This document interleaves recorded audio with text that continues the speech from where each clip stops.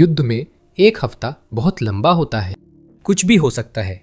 रूस के लिए सिर्फ 7 दिन यूक्रेन के गहरे प्रहारों के कारण उभरती तेल निर्यात अर्थव्यवस्था को धधकती तबाही में बदल सकते हैं। बिल्कुल यही हुआ, क्योंकि रूस को 7 दिन नर्क झेलने पड़े, जिससे उसका सब कुछ छिन गया। यूक्रेन ने एक हफ्ते में वो किया जो प्रतिबंध सालों में नहीं कर सके। अब रूस धधकते मलबे को खंगाल रहा है। सबसे पहले हम आपको 31 मार्च पर ले चलते हैं। उसी दिन ये खबर आई थी कि यूक्रेन ने रूस के महत्वपूर्ण बाल्टिक सागर बंदरगाह उस्तलुगा पर गहरा हमला किया है। ये हमला एक विशाल तेल परिसर पर हुआ था, जो हर दिन 7 लाख बैरल तेल निर्यात की प्रोसेसिंग के लिए जिम्मेदार है। अनाज, उर्वरक और कोयले जैसे अन्य निर्यातों के अलावा यह हमला बाल्टिक सागर के उस नेटवर्क पर था जो रूस की 40% तेल बिक्री संभालता है। सिर्फ इतना ही पुतिन के लिए बहुत बुरी खबर होती। 31 मार्च को जो हुआ वो कोई एक बार की घटना नहीं थी, बल्कि जीत का जश्न था। ये उस हफ्ते के गहरे हमलों की अंतिम कड़ी थी, जिसमें उस्तलुगा और रूस के प्रिमोर्स्क बंदरगाह को निशाना बनाया गया। असल में 31 मार्च का हमला उस हफ्ते में चौथी बार था जब यूक्रेन के ड्रोन उस्तलुगा पर आकर गिरे थे। यह लगातार दबाव पुतिन को स्पष्ट संदेश देता है कि उनकी कभी सुरक्षित मानी जाने वाली तेल अवसंरचना अब निशाने पर है। सुधार ले, यह सिर्फ एक निशाना नहीं है, बल्कि यह कुछ ऐसा है जिसे यूक्रेन जब चाहे तब मार सकता है। ये बात प्रिमोर्स्क पर भी लागू होती है, जो रूस के लिए एक हफ्ते में कई बार यूक्रेनी हमलों का शिकार बना है, और ऐसा लगा जैसे इसका अंत नहीं है। यूनाइटेड 24 मीडिया के अनुसार यूक्रेन ने पुतिन के बाल्टिक सागर बंदरगाहों पर 23 मार्च को छिटपुट हमलों के साथ अभियान शुरू किया था। यूक्रेन ने फिर से अपने हवाई प्रहार फिर से शुरू कर दिए, शायद ईरान में हंगामे का रूस द्वारा फायदा उठाने की आशंका में। लेकिन लगता था कि बात बस इतनी ही रहने वाली है, और अगर ऐसा होता तो वही काफी था। 23 मार्च को प्रिमोर्स्क में कई धमाके हुए और ईंधन टैंकों में आग लग गई थी। ये बंदरगाह के संचालन के लिए जरूरी है, जो पूरी क्षमता पर 9,21,000 टन कच्चा तेल और 2,40,000 टन पेट्रोलियम उत्पाद स्टोर कर सकता है। लेकिन जो हमला एक अलग थलग घटना लग रहा था, वो बिल्कुल भी ऐसा नहीं था। यूक्रेन ने इसके बाद भी कार्रवाई जारी रखी। ड्रोन ने लगातार उस्तलुगा और प्रिमोर्स्क पर हमले किए हैं, जो ऐसे विशाल और ताकतवर अभियान का हिस्सा है जिसकी पुतिन ने कल्पना भी नहीं की थी। ये बंदरगाह सुरक्षित माने जाते थे। रूस इन्हें इसी कारण इस्तेमाल कर रहा था, लेकिन यूक्रेन के ड्रोन सैकड़ों मील उड़कर हवाई सुरक्षा को चकमा देकर या कई बार उसका सामना किए बिना ही उस क्रूर नेता के लिए 7 दिन का दुख लाते हैं, जिसने यूक्रेन पर हमले का आदेश दिया। उस भयानक हफ्ते के बाद रूस को अब सच का सामना करना होगा। उस्तलुगा और प्रिमोर्स्क में सब कुछ जल रहा है, नतीजे सब बयां कर रहे हैं। 29 मार्च के हमले में उस्तलुगा के 3 ईंधन टैंकर नष्ट हुए थे। उन टैंकों की 90,000 टन तेल की क्षमता थी, और वो सारा तेल अब जल रहा है, साथ ही उन टैंकों के जले बचे ढांचे भी। यूक्रेन के 25 मार्च के उसी बंदरगाह पर हमले में 5 ईंधन भंडारण टैंक नष्ट हो गए, यानी 1,50,000 टन ईंधन और जल गया। साथ ही बंदरगाह पर खड़े शैडो फ्लीट के 3 टैंकर भी निशाना बने। ऐसा ही नुकसान प्रिमोर्स्क में भी देखा गया है, और रूस को पिछले हफ्ते कई बार पूरी तरह से तेल लोडिंग रोकने के लिए मजबूर होना पड़ा है। आग बुझाने के बाद वह नुकसान का आकलन करता है और समझता है कि उसके तबाह बंदरगाहों को उनकी पुरानी क्षमता के करीब लाने के लिए हफ्तों बल्कि शायद महीनों की मरम्मत लगेगी। मरम्मत शुरू होने पर भी रूस जानता है कि यूक्रेन फिर से बंदरगाहों को निशाना बना सकता है। उन 7 दिनों में उन्हें कोई नहीं रोक सका। रूस आगे के हमलों से निपटने में भी असमर्थ दिखता है। शैडो फ्लीट, टैंकरों का चलना या न चलना भी बहुत कुछ बताता है। 23 से 31 मार्च के बीच वाले हफ्ते में प्रिमोर्स्क में सिर्फ 4 टैंकर लोड हुए थे। आमतौर पर यह संख्या 10 होती है। यूक्रेन ने टैंकर लोडिंग की मात्रा में 60% की कटौती कर दी। उस्तलुगा में यह गिरावट और भी ज्यादा थी, क्योंकि आमतौर पर 8 की जगह सिर्फ 2 टैंकर लोड हुए, यानी 80% की गिरावट। और जाहिर है, कम लोड किए गए टैंकरों का मतलब है कम तेल बेचा गया। रोजाना औसतन 4.1 मिलियन बैरल निर्यात करने वाला रूस अब केवल 2.3 मिलियन बैरल तेल ही बेच पा रहा है, यानी हर दिन 1.8 मिलियन बैरल तेल नहीं बेचा जा रहा है। जबकि रूस ऑपरेशन एपिक फ्यूरी के बाद आसमान छूती तेल कीमतों का फायदा उठाने की कोशिश कर रहा है। कम बैरल बिकने से रूस की तेल इंडस्ट्री को कम राजस्व मिल रहा है। 31 मार्च की यूनाइटेड 44 मीडिया रिपोर्ट में यह विस्तार से बताया गया। रिपोर्ट के अनुसार रूस के यूरल्स क्रूड की औसत कीमत $11.30 बढ़कर ईरान में युद्ध के चलते $73.24 प्रति बैरल हो गई है। तेज बढ़ोतरी के बावजूद यूक्रेन के हवाई हमलों के चलते रूस ने 29 मार्च को खत्म हफ्ते में सिर्फ $1.44 अरब कमाए। पिछले हफ्ते रूस की तेल कंपनियों ने $2.45 अरब कमाए, जिसमें $1 अरब से अधिक की वह तेल आया है जिस पर क्रेमलिन युद्ध के लिए कर नहीं लगा सकता। यही तो पूरी बात है। रूस को लगा था कि उसे युद्ध में एक आर्थिक जीवन रेखा मिल गई है, क्योंकि पश्चिमी प्रतिबंधों की विफलता और तेजी से बढ़ती तेल कीमतों के कारण वह तेल से अरबों डॉलर की अतिरिक्त कमाई कर सकेगा। फिर सब बदल गया। यूक्रेन ने ड्रोन से बार बार ठिकानों पर हमला किया। अब रूस अनुकूल हालात का जो फायदा उठाना चाहता था वह यूक्रेन की ओर से बाल्टिक बंदरगाहों पर बरसाई गई आग की ताकत से जल उठी है। सिर्फ 7 दिन में यूक्रेन ने वो कर दिखाया जो प्रतिबंध सालों में नहीं कर सके, और इसने रूसी अर्थव्यवस्था को, जिसमें एक पल के लिए थोड़ी सी उम्मीद की झलक थी, पूरी तरह से बर्बादी की ओर तेजी से धकेल दिया है। हम रूस की आर्थिक समस्याओं पर बाद में आएंगे। पहले प्रतिबंधों की विफलताओं पर ध्यान दें, जिनके जवाब में यूक्रेन ने एक हफ्ते तक रूस के ऊर्जा निर्यात को कम करने की कोशिश की है। यह कहना गलत होगा कि पश्चिमी प्रतिबंध रूसी युद्ध मशीन के खिलाफ पूरी तरह विफल रहे हैं। इकोनॉमिक्स ऑब्जर्वेटरी के अनुसार इन प्रतिबंधों ने पुतिन की युद्ध क्षमता कुछ हद तक घटाई है। पुतिन के आक्रमण की शुरुआत से अगस्त 2025 तक पश्चिमी प्रतिबंधों से रूस को लगभग $100 अरब का नुकसान हुआ है, जो सैनिकों की वेतन या यूक्रेन में उपकरणों में नहीं लगाया जा सकता। यह एक अच्छा परिणाम है, इसमें कोई शक नहीं है। हालांकि समस्या इस बात में है कि 3 साल से थोड़े अधिक समय में $100 अरब की रकम भी उस पैसे के मुकाबले बहुत कम है जो रूस अब भी तेल और गैस की बिक्री से कमा पा रहा है। सिर्फ 2024 में ही इकोनॉमिक्स ऑब्जर्वेटरी बताती है रूस ने अपनी तेल और गैस की निर्यात से $235 अरब कमाए हैं। ये सब प्रतिबंधों के बावजूद हुआ। 2023 की कमाई से 0.5% ज़्यादा और 2021 से सिर्फ 3.7% कम था, जो उस साल के बाद का वर्ष था जब कोविड-19 महामारी ने तेल बिक्री को बुरी तरह प्रभावित किया था। ये वे व्यापक परिणाम नहीं हैं जो यूक्रेन को प्रतिबंधों से देखने की ज़रूरत थी, और इसका नतीजा ये हुआ है कि पुतिन को यूक्रेन पर अपने आक्रमण के लिए जितना पैसा होना चाहिए था उससे कहीं ज़्यादा पैसा मिल गया।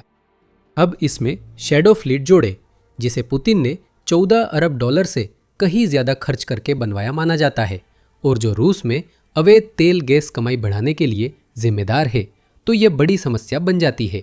पश्चिमी देशों के प्रतिबंध कागज पर अच्छे हैं और असरदार भी है, लेकिन ये पर्याप्त नहीं है, और ये कहा जा सकता है कि इन प्रतिबंधों को लागू करने में वो सख्ती नहीं दिखाई गई है जैसी उम्मीद की गई थी। फिर ऑपरेशन एपिक फ्यूरी और रोअरिंग लायन शुरू हुए। ईरान के खिलाफ वो संयुक्त अभियान जो अमेरिकी सैन्य ताकत का जबरदस्त प्रदर्शन रहा है, उसने प्रतिबंधों के मुद्दे को और जटिल बना दिया है, क्योंकि इससे रूस को एक जीवन रेखा मिल गई है, भले ही वो उतनी मजबूत नहीं है जितनी पुतिन चाहते हैं। लेकिन जब हम इस पर बात कर रहे हैं, अगर आप इसी तरह की जानकारी देखना चाहते हैं तो द मिलिट्री शो को सब्सक्राइब करना न भूलें। हम हर हफ्ते इसी तरह से सब कुछ विस्तार से समझाते हैं। ऑपरेशन एपिक फ्यूरी जारी रखने के पक्ष विपक्ष में कई तर्क हैं, लेकिन एक बात जिस पर हर कोई सहमत है वह यह है कि इसने ऊर्जा बाजारों में अफरा तफरी मचा दी है। ईरान के द्वारा विषम रणनीति अपनाकर होर्मुज जलडमरू मध्य को अवरुद्ध करने के फैसले ने सीधे तौर पर उन बढ़ती तेल कीमतों को प्रभावित किया है जिनका हमने जिक्र किया था, और संघर्ष के पहले कुछ हफ्तों तक पुतिन और उनके साथी पूरी तरह मुस्कुरा रहे थे, क्योंकि तेल से पैसा आना शुरू हो गया था। द गार्जियन की 12 मार्च की रिपोर्ट के अनुसार रूस ने ईरान युद्ध के पहले 2 हफ्तों में जीवाश्म ईंधन की बिक्री से करीब 6 अरब यूरो, 6.93 अरब डॉलर कमाए। ये फरवरी के उसी समय की तुलना में 14% की बढ़ोतरी थी, जो तेल, गैस और कोयले की बिक्री में अतिरिक्त 672 मिलियन यूरो या लगभग 776 मिलियन डॉलर के बराबर थी। ये वो अतिरिक्त कमाई है जो रूस को नहीं मिलनी चाहिए थी और जिस पर क्रेमलिन टैक्स लगाकर पुतिन के आक्रमण को फंड कर सकता है। मार्च के अंत में बिजनेस इनसाइडर ने रिपोर्ट किया कि ईरान युद्ध से आपूर्ति में झटके के कारण रूस का तेल वैश्विक कीमतों से महंगा बिक रहा था। पहले रूस का तेल $12 सस्ता था, लेकिन अब नॉर्थ सी डेटेड ऑयल से $4 महंगा बिक रहा है, जो प्रतिबंधों और मूल्य सीमा के विपरीत है। प्रतिबंधों की बात करें तो ईरान युद्ध की शुरुआत से ही पुतिन को एक और फायदा हुआ है। मार्च के अंत तक अमेरिका ने रूस पर लगाए गए कुछ प्रतिबंधों में ढील दी। ये सभी प्रतिबंध पूरी तरह नहीं हटाए गए हैं और ये केवल अस्थायी है। इसका मतलब है कि कुछ रूसी जहाज़ों, जिनमें रूसी झंडे वाले तेल कंटेनर जहाज शामिल हैं, को तेल उतारने के लिए सामान्य लाइसेंस मिला है, जबकि वे पहले अमेरिकी प्रतिबंध सूची में थे। आरबीसी यूक्रेन के अनुसार ये राहत सिर्फ 12 मार्च से पहले लदे माल के लिए है और 11 अप्रैल तक मान्य है। इन प्रतिबंधों के बावजूद अमेरिका के फैसले का लोगों ने मिश्रित स्वागत किया। एक तरफ यह समझना आसान है कि अमेरिका ने यह फैसला क्यों लिया, क्योंकि वो शायद प्रतिबंधों को अस्थायी रूप से हटाने को ऑपरेशन एपिक फ्यूरी के कारण आई तेल कीमतों की उथल पुथल के लिए एक त्वरित और आसान, हालांकि स्थायी नहीं, समाधान के रूप में देखता है। हालांकि कई पश्चिमी नेताओं ने, जिनमें जर्मन चांसलर फ्रेडरिक मर्क और फ्रांसीसी राष्ट्रपति इमैनुएल मैक्रो शामिल है, इस कदम को अनावश्यक बताया है और मैक्रो के मामले में इसे किसी भी तरह से उचित नहीं माना है। रूस के लिए भले ही ये अस्थायी राहत हो, लेकिन इससे भविष्य में और अधिक प्रतिबंधों में ढील देने का रास्ता खुल सकता है, खासकर अगर ऑपरेशन एपिक फ्यूरी एक दीर्घकालिक अभियान में बदल जाता है। यूक्रेनी राष्ट्रपति जेलेंस्की ने फ्रांस में मैक्रो से मुलाकात के दौरान कहा, प्रतिबंध हटाने से रूस मजबूत होगा। केवल संयुक्त राज्य अमेरिका द्वारा दी गई यह राहत ही रूस को युद्ध के लिए लगभग 10 अरब डॉलर उपलब्ध करा सकती है, जो निश्चित रूप से शांति के लिए मददगार नहीं है। अब निश्चित रूप से अमेरिका ने जो भी किया है जिससे रूस को मदद मिली है, वह सब अस्थायी है। यही बात होर्मुज जलडमरू मध्य की नाकाबंदी और तेल की कीमतों में अराजकता के बारे में भी कही जा सकती है, जिसे पैदा करने में अमेरिका ने भी मदद की है। अमेरिकी राष्ट्रपति डोनाल्ड ट्रंप ने 1 अप्रैल को कहा था कि अमेरिका ईरान में अपना काम पूरा कर रहा है, इसमें 2-3 हफ्ते और लगेंगे। हमें देखना होगा कि यह सच है या नहीं। अगर हाँ, तो रूस को फायदा पहुंचाने वाली अराजकता के खत्म होने की तारीख नजर आने लगी है। यूक्रेन के लिए रूस को होने वाला जरा सा भी फायदा बहुत ज्यादा है। पिछली पाबंदियों के खराब क्रियान्वयन और ऑपरेशन एपिक फ्यूरी के दौरान पुतिन को और पैसा कमाने देने के बजाय यूक्रेन ने दूसरा विकल्प चुना। अगर सामान्य पाबंदियां असरदार नहीं हैं, तो 1 हफ्ते की फ्लाइंग पाबंदियां कारगर हो सकती है। इसीलिए हम फिर उस्तलुगा, प्रिमोर्स्क और रूस की बाल्टिक सागर की तेल आपूर्ति रेखा पर लौटते हैं। साथ ही एक और चीज है जिसे हमने अभी तक कवर नहीं किया है, तो आखिर तक हमारे साथ बने रहें ताकि आप जान सके कि वो क्या है। बाल्टिक मोर्चे पर हमने नरक के 7 दिनों के तात्कालिक प्रभाव के कई आंकड़े पहले ही साझा कर दिए हैं। अब देखें कि यूक्रेन ने समग्र रूप से क्या हासिल किया है। अटलांटिक काउंसिल के मुताबिक यूक्रेन जिन 2 बाल्टिक बंदरगाहों पर 7 दिन से हमला कर रहा है, वे रूस की कुल निर्यात क्षमता के 40% के लिए जिम्मेदार है। ये आंकड़ा बड़ा है और उस क्षमता पर यूक्रेन के हमले रूस व बाहरी देशों में चिंता बढ़ा रहे हैं। उद्योग विश्लेषक बोरिस अहरेनस्टीन ने कहा कि इस हफ्ते जो हुआ वो 2022 में पुतिन के आक्रमण के बाद रूसी तेल निर्यात के लिए सबसे बड़ा खतरा है। उस खतरे को और बढ़ाया जा सकता है। यूक्रेन ने स्पष्ट रूप से बाल्टिक बंदरगाहों तक रास्ते बना लिए हैं और रूस को अब उन पर प्रतिक्रिया देने के लिए 1 हफ्ते से ज़्यादा का समय मिल चुका है, लेकिन उसने कोई प्रतिक्रिया नहीं दी है। ये हमले इस बात का भी सबूत हैं, अगर और सबूत की ज़रूरत हो, कि यूक्रेन ने अपनी लंबी दूरी की हमले की क्षमता इतनी बढ़ा ली है कि वो रूस के लिए अत्यंत महत्वपूर्ण बड़ी संख्या में लक्ष्यों को निशाना बना सकता है।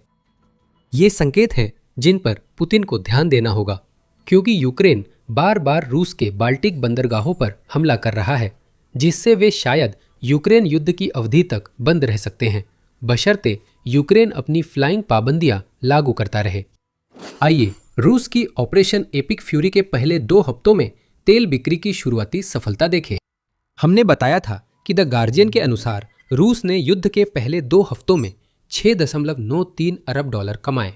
बाल्टिक बंदरगाहों को यूक्रेन ने पूरी तरह बंद नहीं किया है, लेकिन वे धीरे धीरे पूरी तरह बंद होने के करीब पहुंच रहे हैं। अगर ऐसा हुआ तो 2 हफ्तों में $6.93 अरब घटकर $4.158 अरब रह जाएंगे, क्योंकि रूस अपनी 40% निर्यात क्षमता खो देगा। आइए इसमें वह $235 अरब की रकम भी जोड़ लेते हैं, जिसका हमने पहले जिक्र किया था, जो रूस की 2024 की तेल और गैस से होने वाली आय थी। जब रूस की 40% निर्यात क्षमता बंद हो जाती है तो ये घटकर $141 अरब रह जाती है। हम यहाँ जो बात कह रहे हैं वो ये है कि यूक्रेन के उड़ते प्रतिबंधों ने दिखा दिया है कि रूसी अर्थव्यवस्था पर सिर्फ 1 हफ्ते में भारी असर डाला जा सकता है। कल्पना कीजिए कि अगर यूक्रेन को 1 महीने या 1 साल तक हमले करने का मौका मिले तो वह क्या हासिल कर सकता है। बाल्टिक बंदरगाहों को एक ऐसे खतरनाक क्षेत्र में बदला जा सकता है जहां कोई भी टैंकर कप्तान होश में रहते हुए प्रवेश नहीं करना चाहेगा। इससे पुतिन के युद्ध कोष से अरबों डॉलर निकल सकते हैं और यूक्रेन के लिए ये और भी बेहतर हो जाता है। अभी कुछ समय पहले हमने आपको बताया था कि वीडियो में एक और चीज़ है जिसे हमने अभी तक कवर नहीं किया है। वो दूसरी चीज़ है साइबेरिया। अगर पुतिन को लगता है कि रूस के बाल्टिक बंदरगाहों की स्थिति ही समस्या है, तो जब उन्हें यूक्रेन एक एक कड़ी जोड़कर रूस की अर्थव्यवस्था को पंगु बनाने के अभियान का पता चलेगा तो वो और नाराज होंगे। यूनाइटेड 24 मीडिया के पास पूरी जानकारी है, क्योंकि यह बताता है कि उस्तलुगा और प्रिमोर्स्क एक साइबेरियाई तेल आपूर्ति श्रृंखला का हिस्सा है, जिसमें द्रुजबा पाइपलाइन और 2 रिफाइनरियां किरोशिनेवदा ओर्गसिंथेस और यारोस्लाव का हिस्सा है। ये सुविधाएं उन 9 मिलियन बैरल प्रतिदिन में से 2.6 मिलियन बैरल के लिए जिम्मेदार हैं, जिनका उत्पादन करने का दावा रूस खुद करता है। ये रूस के कुल तेल निर्यात का 1/3 है, जो 5 स्थानों पर केंद्रित है। अब उस्तलुगा और प्रिमोर्स्क पर इतनी जबरदस्त मार पड़ी कि उन्हें बंद करना पड़ा। जनवरी से बंद ड्रुजबा पाइपलाइन के कारण हंगरी, स्लोवाकिया, चेक गणराज्य समेत कई यूरोपीय देशों को आपूर्ति में दिक्कत हो रही है। 5 में 3 बिंदु जुड़े हैं।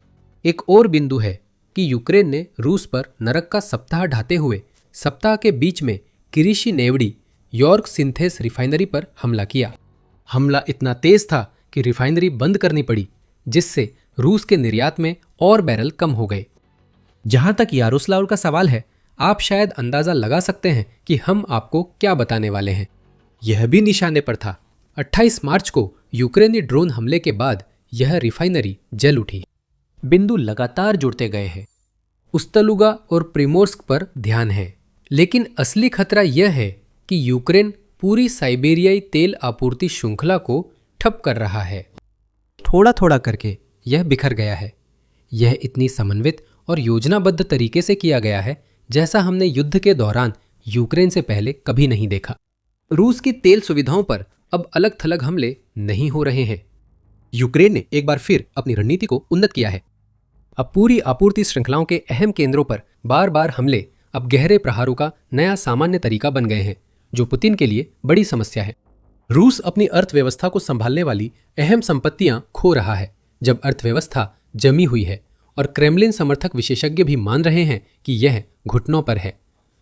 रूस का central bank, higher school of economics और centre for macro economic analysis and short term forecasting का कहना है कि रूसी अर्थव्यवस्था नवंबर 2025 से मंदी में है। यहां से हालात और बिगड़ेंगे। यूक्रेन ने रूस को बुरी तरह दबाव में ला दिया है। अब चुनौती है रूस को वही रोकना। नरक जैसा यह हफ्ता वह शुरुआती हल्के घूसों की वह श्रृंखला होनी चाहिए जिसके बाद यूक्रेन रूस पर जोरदार घूसे, अपरकट और जो कुछ भी कर सकता है वह सब बरसाए। अब यूक्रेन का काम है साइबेरियाई सप्लाई चेन को ऑफलाइन रखना। अस्थायी बंद यूक्रेन के प्रतिबंधों की प्रभावशीलता दिखाता है, लेकिन यूक्रेन ऐसा करता रहा तो ऑपरेशन एपिक फ्यूरी खत्म हो जाएगा। रूस का बुनियादी ढांचा फिर से नहीं बन पाएगा और यूक्रेन के हमलों से उसका नुकसान अरबों से बढ़कर दसियों अरब हो जाएगा। इससे पुतिन पर इतना दबाव आ सकता है कि वे आक्रमण रोकने पर मजबूर हों। और जब रूस अपने जख्मों को भरने की कोशिश कर रहा है, जिन्हें यूक्रेन उस भयावह हफ्ते के बाद बार बार फिर से कुरेदने पर तुला हुआ है, यूक्रेन लगातार और मजबूत होता जा रहा है। मध्य पूर्व में हो रहे समझौते यूक्रेन के आर्थिक भविष्य और युद्ध लड़ने की क्षमता को लंबे समय तक सुरक्षित कर सकते हैं। जैसे ही जहरीला धुआं सेंट पीटर्सबर्ग को घेरता है, रूस सोच रहा होगा कि उसके साथ क्या हुआ। हम आपको बता सकते हैं। यूक्रेन ने रूस की नेवा नदी के किनारे एक बंदरगाह पर इतना जोरदार हमला किया कि सेंट पीटर्सबर्ग रातों रात रहने लायक नहीं रहा। युद्ध अब रूस तक पहुंच गया है और सेंट पीटर्सबर्ग के लोग यूक्रेन से डर रहे हैं। उन्हें डरना चाहिए, क्योंकि जहां से यूक्रेन के ड्रोन आते हैं, ऐसे और बहुत से ड्रोन आ सकते हैं और वे फिर से जल्दी सेंट पीटर्सबर्ग पहुंच सकते हैं। सेंट पीटर्सबर्ग शायद अब फिर कभी नहीं कह रहा होगा, माफ कीजिए, लेकिन उसकी ये इच्छा पूरी नहीं होगी। अभी नेवा नदी के उस्तलुगा बंदरगाह पर पानी से धुआं उठ रहा है, लेकिन वह धुआं बंदरगाह और नदी की सीमाओं से आगे तक फैल रहा है। सेंट पीटर्सबर्ग में सुबह होने पर निवासियों ने बसंत की पहली किरणें नहीं, बल्कि आसमान में फैला घना और दम घोटू धुआं देखा। शहर की सामान्य हलचल और चहल पहल की जगह एक अजीब और डरावना सन्नाटा छा गया, क्योंकि नागरिकों ने खिड़कियों से बाहर देखा तो एक काले बादल को पाया जिसे सूरज भी भेद नहीं पा रहा था। कई लोगों ने अंदाजा लगा लिया था कि क्या हुआ है। यूक्रेन के लंबी दूरी तक मार करने वाले ड्रोन ने एक बार फिर हमला किया था। संभावना है कि रूस के तेल निर्यात के लिए अहम उस्तलुगा बंदरगाह ही निशाना था। कई लोगों की नजरों से छुपा रह गया होगा वह आग जिसने उस महत्वपूर्ण बंदरगाह और उसके तेल भंडारण सुविधाओं को अपनी चपेट में ले लिया था। उन्होंने सिर्फ धुआं ही देखा और वे अकेले नहीं थे। एस्टोनिया के नार्वा शहर से 25 किलोमीटर यानी 15 मील से थोड़ा अधिक दूर उस्तलुगा के क्षतिग्रस्त बंदरगाह से उठता धुआं साफ दिखता है। शुक्र है विशाल, धुएं का गुबार नार्वा नहीं पहुंचा, लेकिन दूर से आसमान में ऊंचा दिखता है, जो यूक्रेन के लंबी दूरी हमले की सफलता और ताकत दर्शाता है।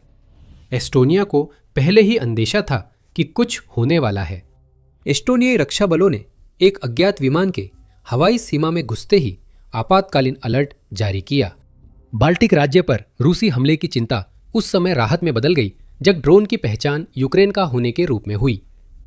अलर्ट के तुरंत बाद ड्रोन और अन्य ड्रोन लक्ष्य तक पहुंच गए होंगे। उस्तलुगा जल रहा है। रूस की असली समस्या है कि यूक्रेन ने सिर्फ एक हमले पर नहीं रुका है। हम 29 मार्च के हमले से शुरू करेंगे, जब यूक्रेन की SBU अल्फा यूनिट ने फेसबुक पर रूस के प्रमुख तेल बंदरगाह पर हमला घोषित किया। इस रात special operation centre alpha SBU के लंबी दूरी के मानव रहित ड्रोन ने रूस के लेनिनग्राद क्षेत्र के ऑयल टर्मिनल पोर्ट उस्तलुगा के बुनियादी ढांचे पर सफलतापूर्वक हमला किया, पोप ने कहा। इसमें उस्तलुगा सुविधा पर आग लगने का भी अस्पष्ट उल्लेख था। साथ ही कई हताहतों की बात भी कही गई थी। रूस ने हर बात को छोटा कर दिखाया। क्षेत्रीय गवर्नर अलेक्जेंडर द्रोजदेंको ने बस इतना कहा कि उस्तलुगा में नुकसान हुआ। उन्होंने ध्यान इस बात पर केंद्रित करने की कोशिश की कि रूस की वायु रक्षा प्रणाली ने रात के दौरान लेनिनग्राद ओब्लास्ट के ऊपर 31 यूक्रेनी ड्रोन मार गिराए हैं, जैसा कि उनका दावा है। लेकिन सुबह 7 बजे तक आपातकालीन सेवाएं अभी भी उन आगों को बुझाने की कोशिश कर रही थी जो यूक्रेन ने लगाई थी, और इसी दौरान सेंट पीटर्सबर्ग के निवासी नाश्ता करते हुए खांस रहे थे, क्योंकि उनके आसमान में धुएं का गुबार भर गया था। यूक्रेन हमले की जानकारी स्काई न्यूज से मिलती है। रिपोर्ट में बताया गया कि यूक्रेन के ड्रोन पहले स्थानीय समयानुसार लगभग 2:30 बजे सेंट पीटर्सबर्ग पहुंचे, फिर उस्तलुगा बंदरगाह की ओर बढ़े। जो निवासी इस देर रात तक जाग रहे थे और ड्रोन को अपनी ओर आते देखने के लिए काफी नजदीक थे, वे छतों पर चले गए और खिड़कियों से बाहर झुककर जो देख सकते थे उसे फिल्माने लगे। जल्द ही क्षितिज पर तेज चमक दिखी और 6 धमाकों की आवाज आई। प्राथमिक झटकों के बाद आग लगी। कुछ निवासियों ने बताया कि उन्हें तोपखाने जैसी आवाज सुनाई दी। कम से कम 10 मानव रहित हवाई वाहन या यूएवी यूक्रेन द्वारा लॉन्च किए गए थे और दिलचस्प बात यह है कि वे शायद यूक्रेन के भूभाग से नहीं आए थे। हम जल्द ही उस पर वापस आएंगे। हमले के बाद उस्तलुगा का जो हाल हुआ है उसने इसे एक ठप पड़ा बंदरगाह बना दिया है। सुबह 4 बजे तक यूक्रेन के ड्रोन से लगी आग 5000 वर्ग मीटर यानी लगभग 54,000 वर्ग फुट से ज्यादा क्षेत्र में फैल गई थी। रूस की वायु रक्षा द्वारा गिराए गए ड्रोन का मलबा कई किलोमीटर में फैला था। जो ड्रोन अपने लक्ष्य पर लगे उन्होंने एक खतरनाक आग लगा दी, जिससे एक शक्तिशाली और फैलता हुआ धुआं बना जो रूस के उस्तलुगा से निर्यात किए जाने वाले तेल उत्पादों के रसायनों से पूरी तरह भरा हुआ था। रूस को आग बुझाने के लिए अपने अधिकारियों के साथ उस्तलुगा में संचालन बंद करने के लिए मजबूर होना पड़ा है और यह वही आखिरी चीज है जो पुतिन करना चाहते हैं। यह एक बंदरगाह है जिसके बारे में रॉयटर्स का कहना है कि यहाँ रोजाना लगभग 7 लाख बैरल तेल की हैंडलिंग होती है। सिर्फ 2025 में इसने 32.9 मिलियन मीट्रिक टन तेल उन ग्राहकों को भेजा जो रूस को उन्हें बेचकर प्रतिबंधों से बच निकलने देते हैं, बशर्ते उन्हें छूट मिले। उस्तलुगा रूस के गैस निर्यात के लिए भी अहम है। मिलिटेनी के अनुसार यह बंदरगाह, जिसमें 18 भंडारण टैंक और 9 बर्थ है जो 1,50,000 टन तक के तेल टैंकरों को सेवा देते हैं, गैसप्रोम के उस्तलुगा गैस प्रोसेसिंग प्लांट के पास है। यूक्रेन ने उस प्लांट पर भी हमला किया। 25 मार्च को उसके ड्रोन ने जोरदार हमला किया और एक सुविधा को निष्क्रिय कर दिया जो हर साल 45 अरब घन मीटर प्राकृतिक गैस प्रोसेस करती है। यह यूक्रेन का एक बार का हमला नहीं। सेंट पीटर्सबर्ग और लेनिनग्राद ओब्लास्ट के लोग डरे हैं क्योंकि यूक्रेन बार बार उस्तलुगा पर हमला कर रहा है। ऐसे हमलों में कई मिलियन डॉलर का तेल और गैस धुएं में उड़ रहा है। हमारा मतलब सिर्फ सीधे तौर पर नहीं है। रूस के बंदरगाहों पर मौजूद भंडारण सुविधाओं और गैस प्रोसेसिंग प्लांट्स को नष्ट करना भी जरूरी है। उस्तलुगा बंदरगाह बंद होने पर रूस उस क्षेत्र से अपना तेल बाहर नहीं भेज सकता। तरल सोने को दूसरे बंदरगाहों पर भेजना पड़ता है, जिससे रूस के खरीदारों को तेल नहीं मिल रहा और कई मिलियन डॉलर का नुकसान हो रहा है। यूक्रेन के ड्रोन व्यवस्थित रूप से पूरे उद्योग को नुकसान पहुंचा रहे हैं और उस्तलुगा असुरक्षित है। हमें ये पता है क्योंकि ये पहली बार नहीं है जब यूक्रेन ने इस बंदरगाह पर हमला किया है।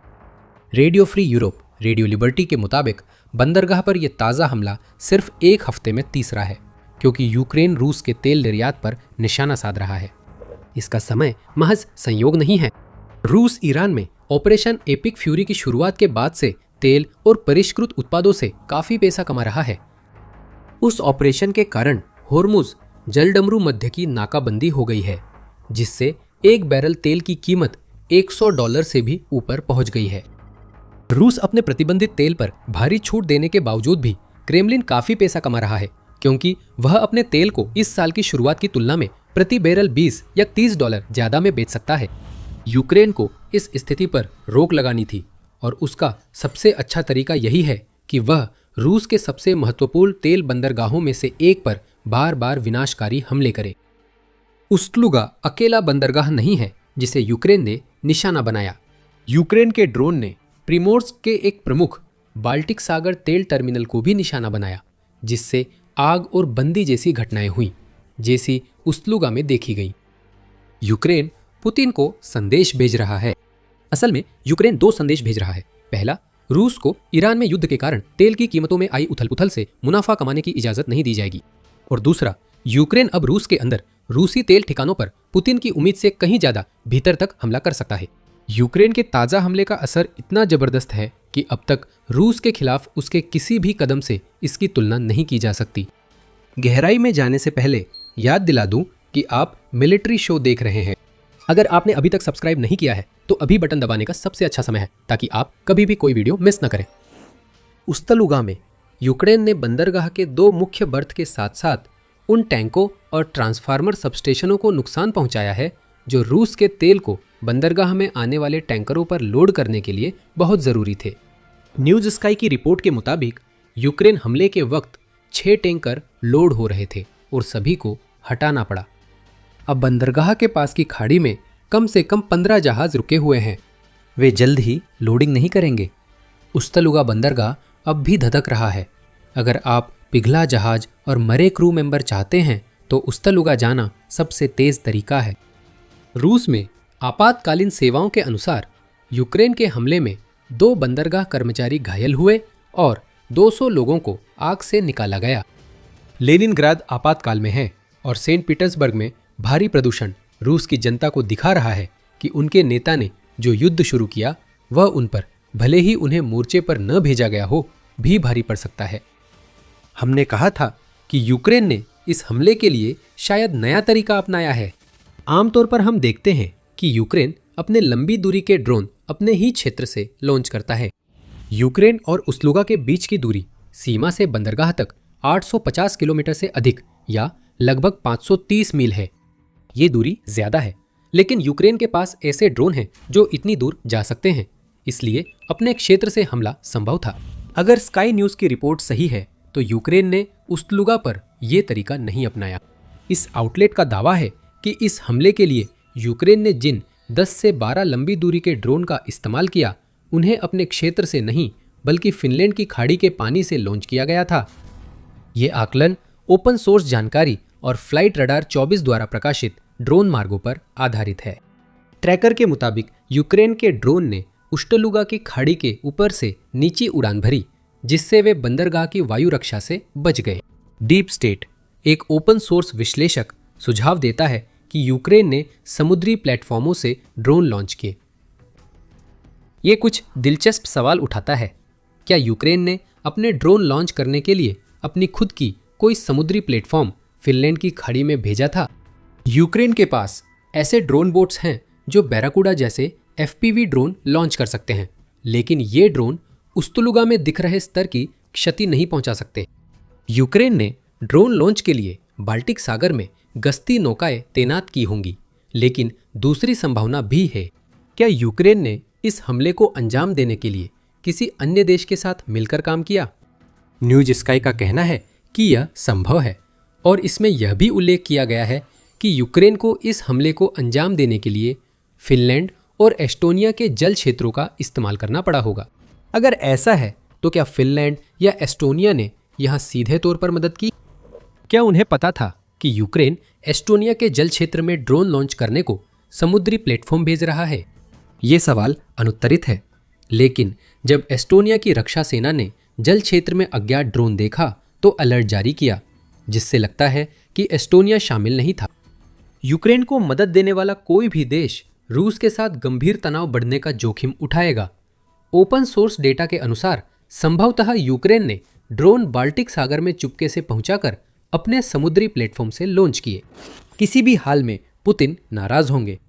अगर यूक्रेन को किसी ने मदद की होती तो वो किसी नाटो सदस्य देश से ही आती, जिससे रूस की उस संगठन के खिलाफ शिकायतें और बढ़ जाती। लेकिन अगर यूक्रेन ने ये सब अपने दम पर किया है तो इसका मतलब है कि उसने कोई ऐसी नाव विकसित कर ली है जिससे वो रूस में लंबी दूरी तक जाने वाले ड्रोन लॉन्च कर सकता है। ये पुतिन के लिए समस्या है, क्योंकि अब यूक्रेन के ड्रोन के लिए ज्यादा लक्ष्य असुरक्षित है। उस्तलुगा इसका उदाहरण है कि जब ड्रोन निशाने पर लगते हैं तो क्या होता है। तो हमें पता है कि यूक्रेन ने क्या निशाना बनाया और हमारे पास कुछ ओपन सोर्स रिपोर्ट्स हैं जो इस बात के संकेत देती हैं कि यूक्रेन ने यह सब कैसे किया। उस्तलुगा हमले का रूस पर क्या प्रभाव पड़ा? यह 2 बातें अहम हैं। रूस के बाल्टिक ऑयल नेटवर्क और यूक्रेन की कार्रवाई का देश के लोगों पर, खासकर सेंट पीटर्सबर्ग व आसपास के लोगों पर क्या असर पड़ा है।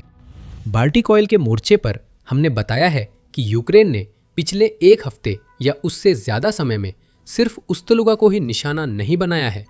यूक्रेन ने प्रिमोर्स्क में एक और ऑयल पोर्ट पर हमला किया है और 26 मार्च को खबर आई कि यूक्रेन के ड्रोन ने सेंट पीटर्सबर्ग के दक्षिण पूर्व में स्थित Kirishi petroleum organic synthesis oil refinery पर भी हमला किया है।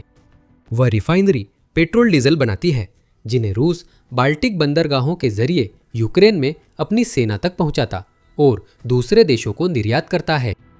यहाँ हम जो देख रहे हैं वह रूस के पूरे बाल्टिक क्षेत्र में एक संगठित अभियान है, जिसे पूरे क्षेत्र के तेल ढांचे को तहस नहस करने के लिए तैयार किया गया है। यूक्रेन इन बाल्टिक बंदरगाहों को इसलिए निशाना बना रहा है क्योंकि ये रूस की प्रमुख तेल जीवन रेखा है। काले सागर में नोवोरोसिस्क और रूसी नौसैनिक संपत्तियों पर यूक्रेन के हमलों से बंदरगाह की गतिविधियां काफी सीमित हो गई हैं। रूस को आशंका है कि यूक्रेनी ड्रोन फिर उसी तरह हमला कर सकते हैं जैसे मार्च में बंदरगाह पर तेल लोडिंग रुकी थी। रूस के काले सागर बंदरगाह को नुकसान के बाद यूक्रेन ने अब बाल्टिक सागर की अवसंरचना को निशाना बनाना शुरू किया, जो पुतिन के लिए ज्यादा अहम है। उस्तलुगा और प्रिमोर्स्क बंदरगाह रूस के तेल निर्यात में अहम भूमिका निभाते हैं, जिससे विदेशों में उसकी बिक्री संभव होती है। रूस के पास यूरोपीय बाजारों की आपूर्ति के लिए बहुत कम विकल्प है। हाँ, रूस के पास प्रशांत और आर्कटिक क्षेत्रों में बंदरगाह हैं, लेकिन आर्कटिक वाले सर्दियों में आसानी से पहुंचने लायक नहीं हैं और दोनों ही रूस के लिए यह समस्या खड़ी करते हैं कि तेल को लोड करने से पहले उसे सैकड़ों अगर हजारों नहीं तो मीलों ज्यादा दूरी तक ले जाना पड़ता है।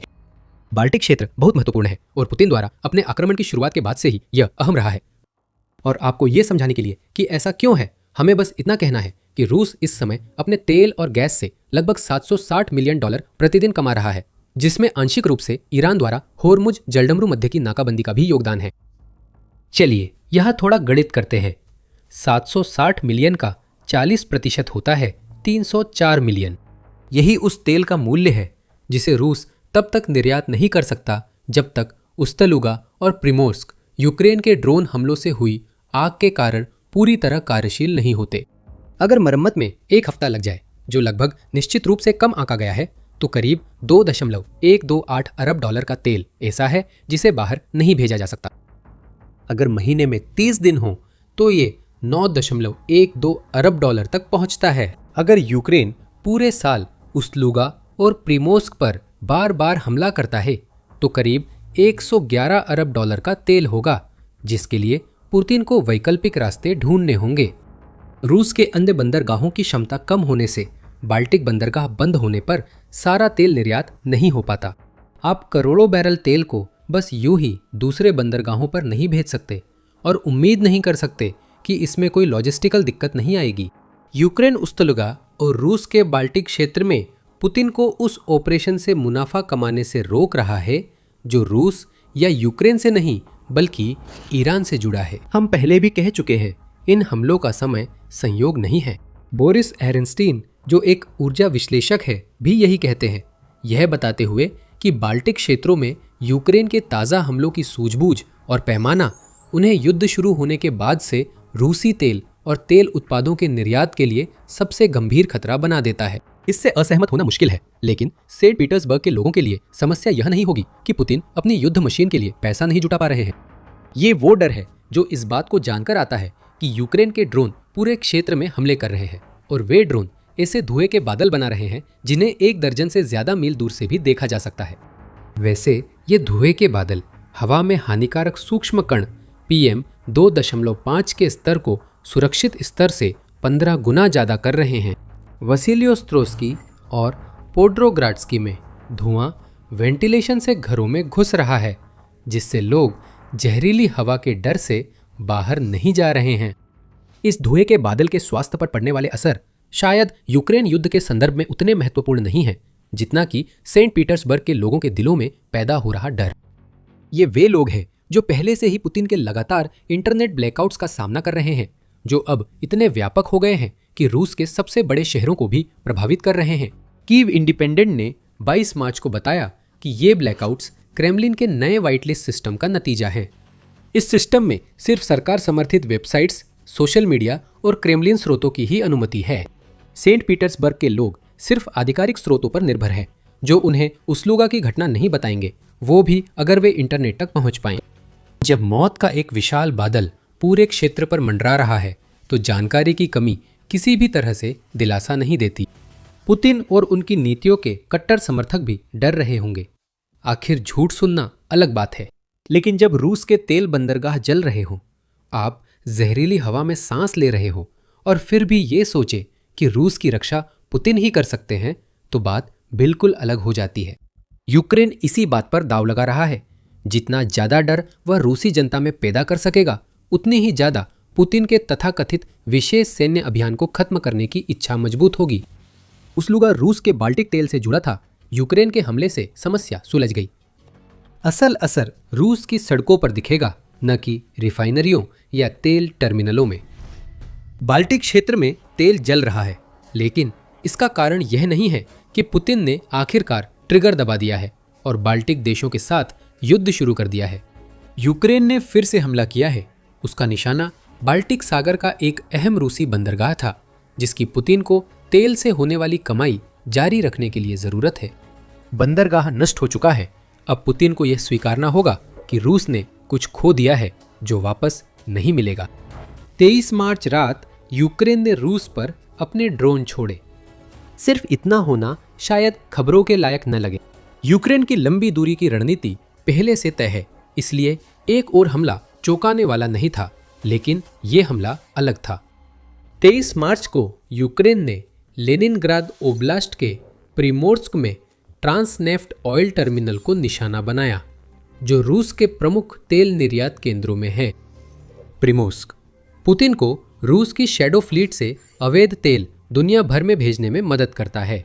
यूक्रेन ने बंदरगाह पर इतनी ताकतवर चीज फेंकी कि वहां कई दिनों बल्कि शायद हफ्तों तक संचालन बंद करना पड़ा है। हम कुछ ही मिनटों में उस हथियार के बारे में बात करेंगे जिसे यूक्रेन ने इस ताज़ा हमले में शायद इस्तेमाल किया है। सबसे पहले नतीजे हैं। रूस की ऊर्जा और तेल निर्यात संरचना पर अपने ताज़ा हमले में यूक्रेन ने बंदरगाह में उन ईंधन भंडारण टैंकों को निशाना बनाया है जिनका इस्तेमाल रूस द्वारा अन्य देशों को भेजे जाने वाले तेल उत्पादों को रखने के लिए किया जा रहा था। यहाँ दो बातें हैं। एक, रूस कहता है कि यूक्रेन ने क्या किया, और दूसरी, प्रिमोर्स्क बंदरगाह की सैटेलाइट तस्वीरें हमें क्या दिखा रही हैं। कम से कम रूस ने इस बात से मुकरने के लिए झूठ बोलने की कोशिश नहीं की कि उस पर हमला हुआ था। आस्ट्रा टेलीग्राम चैनल के अनुसार गवर्नर अलेक्जेंडर ड्रोजदेंको ने बताया कि यूक्रेन के ड्रोन ने प्रिमोर्स्क में ईंधन टैंक पर हमला किया। ड्रोजदेंको के मुताबिक एक ड्रोन वायु रक्षा ने मार गिराया, लेकिन उसने कुछ नुकसान किया। ड्रोजदेंको के अनुसार ड्रोन में से एक दुर्घटनाग्रस्त हो गया, जिससे वीबोर्ग जिले के येमिलोवो गांव के पास एक बिजली लाइन के खंभे को नुकसान पहुंचा। फायर फाइटर उस खेत में सूखी घास बुझा रहे हैं जहां ड्रोन गिरा था। राज्यपाल ने कहा, हमले को रोकने के प्रयास जारी है। शाबाश ड्रोजदेंको, शायद आपने वह हास्यास्पद ड्रोन के मलबे का बहाना इस्तेमाल करने से बचने की कोशिश की, जिसका रूस अक्सर सहारा लेता है जब यूक्रेन के ड्रोन उनके लक्ष्यों पर हमला करते हैं। हालांकि आप पूरी तरह उस बहाने से बच नहीं पाए। कम से कम एक गिरा हुआ ड्रोन। यह दावा नहीं है कि ड्रोन के मलबे ने भयंकर आग लगा दी, तो आपके पास आगे बढ़ने के लिए कम से कम ये बात है, लेकिन सिर्फ एक ईंधन भंडारण टैंक। श्री ड्रोजदेंको, ऐसा लगता है कि आप ये भूल गए हैं कि सैटेलाइट तस्वीरें मौजूद हैं और वे प्रिमोर्स्क में जो हुआ है उसके बारे में दुनिया को उससे कहीं ज्यादा दिखाती हैं जितना आप चाहते हैं कि दुनिया जाने। यूरोमैदान प्रेस एक्स अकाउंट की तस्वीरों से पता चलता है कि यूक्रेन ने एक से ज्यादा टैंक तबाह किए हैं। यूक्रेन के हमले के परिणाम स्वरूप कम से कम 4 टैंक आग की लपटों में घिर गए हैं, और जब तक प्रिमोर्स्क में आग लगी हुई है, हमेशा यह संभावना बनी रहती है कि और भी टैंक जल सकते हैं। सैटेलाइट तस्वीरों में प्रिमोर्स्क के ईंधन टैंक 2-2 की कतार में दिखते हैं। एक कतार पूरी तरह नष्ट है, जिससे 2 टैंक खत्म होने का पता चलता है।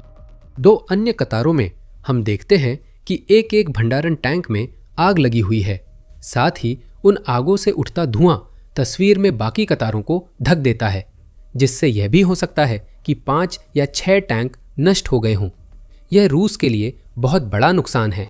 यूक्रेन का हमला इतना बड़ा था कि कर्मियों को बाहर निकालना पड़ा और उस बंदरगाह को बंद करना पड़ा, जो पुतिन की शैडो फ्लीट के जरिए तेल से होने वाली अरबों डॉलर की कमाई मॉस्को तक पहुंचाए रखने के लिए अहम है। लेकिन इससे गहराई में जाने से पहले हमने आपको बताया था कि प्रिमोर्स्क पर हुआ हमला यूक्रेन के बाकी हमलों से अलग था, क्योंकि इसमें यूक्रेन ने जो हथियार इस्तेमाल किया वो अलग था। यूक्रेन ने पहले भी प्रिमोर्स्क पर हमला किया है। सितंबर 2025 में उसने उसी बंदरगाह पर ड्रोन हमला किया था, जिस पर उसने 23 मार्च को भी हमला किया था। इस हमले का असर हुआ था। ये 221 ड्रोन हमलों में से था, जिसमें यूक्रेन ने रूस के कई क्षेत्रों में हमला किया और प्रिमोर्स्क के एक जहाज व तेल निर्यात केंद्र के पंपिंग स्टेशन में आग लगी। हालांकि ये नतीजे प्रभावशाली है, लेकिन 4 बड़े ईंधन टैंकों में आग लगने की घटना से कम है। इससे हमें पता चलता है कि यूक्रेन ने अपने हालिया प्रिमोर्स्क हमले में सामान्य लंबी दूरी के ड्रोन का इस्तेमाल नहीं किया। इस बार उसने कुछ अलग इस्तेमाल किया, एक ऐसा हथियार जिसे ड्रोन मिसाइल हाइब्रिड कहा गया है और जिसने यूक्रेन को न सिर्फ रूसी क्षेत्र के अंदर गहराई तक हमला करने की क्षमता दी है, बल्कि पहले से कहीं ज्यादा ताकतवर हमला करने की भी ताकत दी है। वो हथियार है फ्लेमिंगो।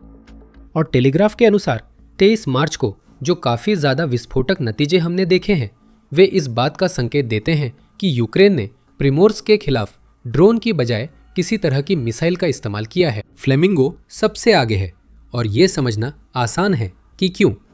फ्लेमिंगो वही सब कुछ है जिसकी यूक्रेन की डीप स्ट्राइक रणनीति में पिछले कुछ सालों से कमी थी। 3000 किलोमीटर या लगभग 1860 मील की रेंज के साथ और एक वारहेड जिसमें 1150 किलोग्राम या 2530 पाउंड से थोड़ा ज्यादा विस्फोटक क्षमता है। फ्लेमिंगो आसानी से एक सामान्य लंबी दूरी के ड्रोन की तुलना में 10 गुना ज्यादा फायर पावर पहुंचा सकता है। ये ड्रोन मिसाइल हाइब्रिड यूक्रेन में बनाया गया है और ये पश्चिमी देशों द्वारा बनाए गए स्टॉर्म शैडो और अटाकम्स मिसाइलों का एक विकल्प पेश करता है, जिनका यूक्रेन ने पहले इस्तेमाल किया है, जिनकी रेंज सीमित है और साथ ही यूक्रेन को अक्सर हमले से पहले मिसाइल निर्माताओं से अनुमति लेनी पड़ती है। फ्लेमिंगो को कोई समस्या नहीं है। यूक्रेन ने जो सुविधा निशाना बनाई वह रूस यूक्रेन सीमा से लगभग 1000 किलोमीटर या करीब 621 मील दूर है, जिससे साफ है कि यूक्रेन को लंबी रेंज और जबरदस्त फायर पावर वाले हथियार का उपयोग करना पड़ा। फ्लेमिंगो आगे है। लगता है यूक्रेन ने प्रिमोर्स्क पर फ्लेमिंगो का इस्तेमाल किया और फिर बंदरगाह में आग लगाई। हम बताएंगे यूक्रेन ने प्रिमोर्स्क को नया निशाना क्यों बनाया, लेकिन इससे पहले आप अब तक यूक्रेन के लंबी दूरी के हमलों के बारे में इतना तो जान ही चुके होंगे कि अंदाजा लगा सकें कि प्रिमोर्स्क ही एकमात्र निशाना नहीं था जिस पर हमला हुआ है। और यही हाल 23 मार्च को भी था, जब यूक्रेन के ड्रोन हमलों के चलते रूस के और भी तेल ढांचे जलकर खाक हो गए। यूक्रेनी सशस्त्र बलों के जनरल स्टाफ ने टेलीग्राम पोस्ट में यही बात कही, जिसमें उसने प्रिमोर्स्क पर यूक्रेन के हमले की भी पुष्टि की। बासनेव उफरनेव तकिम तेल रिफाइनरी पर हमला हुआ और संयंत्र परिसर में आग की पुष्टि हुई। जनरल स्टाफ ने बताया कि बशनेव उफेनेव डाकिम तेल रिफाइनरी रूसी सेना के लिए ईंधन आपूर्ति की अहम कड़ी है। वह रिफाइनरी उफा में है, जो बशकोर्तोस्तान गणराज्य का हिस्सा है। यह यूक्रेन से लगभग 1400 किलोमीटर या लगभग 870 मील दूर है। क्या इस हमले में भी फ्लेमिंगो का इस्तेमाल किया गया था?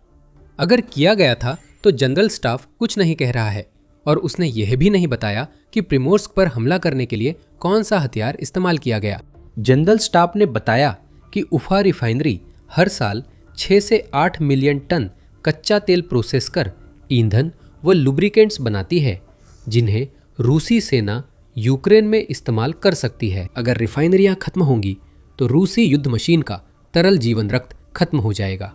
और अगर आप हमारे साथ बने रहे तो आगे आपको पता चलेगा यूक्रेन ने अपने हालिया ड्रोन हमलों से रूस की सिर्फ यही एक जीवन रेखा नहीं काटी है, एक और हमला भी है जिसके बारे में बताना बाकी है। साथ ही टेलीग्राफ के अनुसार यूक्रेन ने उस्तलुगा एक्सपोर्ट हब पर हमला किया, जो रूस के तेल ढांचे का एक और अहम हिस्सा है। प्रिमोर्स्क हब की तरह उस्तलुगा में भी हमले के बाद संचालन निलंबित कर दिया गया और हमले में एक ऐसी सुविधा में आग लग गई जो हर दिन लगभग 7 लाख बैरल तेल संभालती है। रॉयटर्स ने 23 मार्च को बताया कि बाल्टिक सागर बंदरगाह से निर्यात फिर शुरू हुआ, लेकिन प्रिमोर्स्क के लिए ऐसा नहीं है, क्योंकि यूक्रेन ने रूस की बाल्टिक सागर मौजूदगी और शेडो फ्लीट को बड़ा झटका दिया है। इसी ने क्रेमलिन के खजाने तेल से कमाए गंदे पैसों से भरे रखे हैं, जबकि पुतिन यूक्रेन पर आक्रमण को उसके 5वें साल में और आगे धकेल रहे हैं। यूक्रेन ने जो अभी हासिल किया है वह पूरे रूसी युद्धतंत्र की सबसे बड़ी, हालांकि शायद कम आकी गई कमजोरियों में से एक को उजागर करना है। बाल्टिक क्षेत्र पुतिन के लिए उससे भी ज्यादा अहम है जितना वो खुद भी स्वीकार करना नहीं चाहेंगे, और हम आपको अभी एक पल में बताएंगे कि ऐसा क्यों है। लेकिन उससे पहले ये एक छोटा सा नोट है आपको याद दिलाने के लिए कि आप मिलिट्री शो देख रहे हैं। ऐसा और भी बहुत कुछ है, तो अगर ये आपको काम की लग रही है तो सब्सक्राइब करें मार्चा।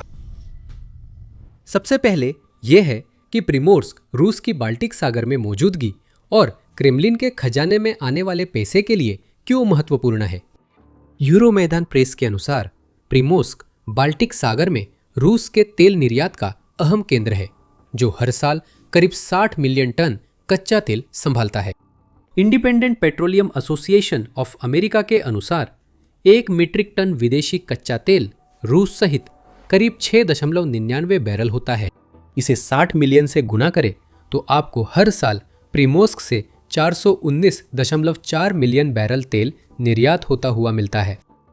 यह संख्या आगे चलकर और गणनाएं करते समय महत्वपूर्ण हो जाएगी, लेकिन अभी के लिए इतना जानना काफी है कि यूक्रेन ने अभी अभी एक ऐसे बंदरगाह को बंद कर दिया है जो पुतिन के युद्ध कोष में अरबों डॉलर का योगदान देता है, शायद कुछ दिनों के लिए, बल्कि शायद हफ्तों के लिए। और यह तथ्य कि यूक्रेन ने तेल भंडारण टैंकों पर हमला किया, यह भी समझदारी थी, क्योंकि इसका मतलब है कि जब प्रिमोर्स्क बंद है तब तेल जल रहा है, जिससे रूस को और भी ज्यादा नुकसान हो रहा है।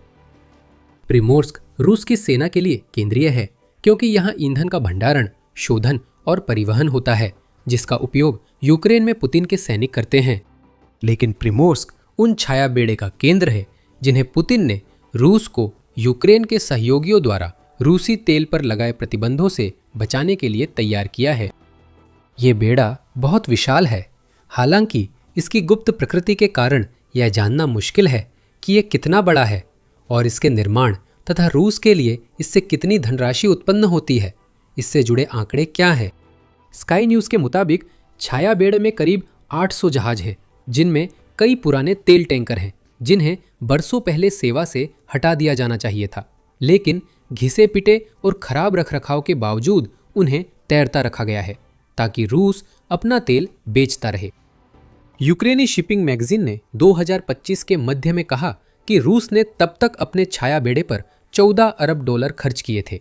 हालांकि अब यह राशि संभवतः कई अरब डॉलर और अधिक है, क्योंकि ऐसा कोई संकेत नहीं है कि रूस ने जहाज खरीदना बंद किया है। जहां तक उस निवेश से मिलने वाले लाभ की बात है, जियोपॉलिटिकल मॉनिटर की रिपोर्ट के अनुसार रूस ने केवल 2024 में ही अपने छाया बेड़े से लगभग 9.4 अरब डॉलर की अतिरिक्त कमाई की है। अगर हम मान लें कि छाया बेड़े के चालू रहने वाले अन्य वर्षों में भी इसी तरह की कमाई हुई है, तो उसने क्रेमलिन द्वारा किए गए निवेश से कई गुना ज्यादा पैसा वापस कमा लिया है। रिपोर्ट के अनुसार अब छाया बेड़ा रूस के कच्चे तेल निर्यात का 89% और समुद्री मार्ग से बिकने वाले तेल का 70% संभालता है। अब छाया बेड़ा रूस के आधिकारिक टैंकर बेड़े से बड़ा है और प्रिमोर्स्क इस पूरे संदिग्ध अभियान के प्रमुख केंद्रों में से एक है। हर दिन जब छाया बेड़ा पुतिन की योजना पूरी नहीं करता, ये उनके लिए बड़ा झटका होता है। रीवो वारा, एक अर्थशास्त्री, बताते हैं कि प्रिमोर्स्क और उस्तलुगा रूस के छाया बेड़े के लिए कितने महत्वपूर्ण हैं। वे कहते हैं कि रूस के 60% से ज़्यादा तेल का निर्यात इन्हीं 2 बंदरगाहों से होता है और प्रिमोर्स्क जाने वाले टैंकरों की क्षमता करीब 1,20,000 टन है। इन टैंकरों में हर एक 5 से 6 करोड़ डॉलर का तेल होता है।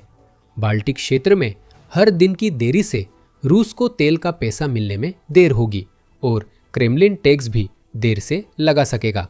यह हर जहाज पर लागू है। प्रिमोर्स्क बंद होने से दर्जनों देरी हो सकती हैं। इसका नकारात्मक असर सिर्फ रूस पर पड़ेगा, क्योंकि पुतिन वसंत में बड़ा हमला करने की कोशिश कर रहे हैं, जो यूक्रेन में इतनी बुरी तरह शुरू हुआ कि रूस को 2026 में एक ही दिन में सबसे ज्यादा हताहतों का सामना करना पड़ा।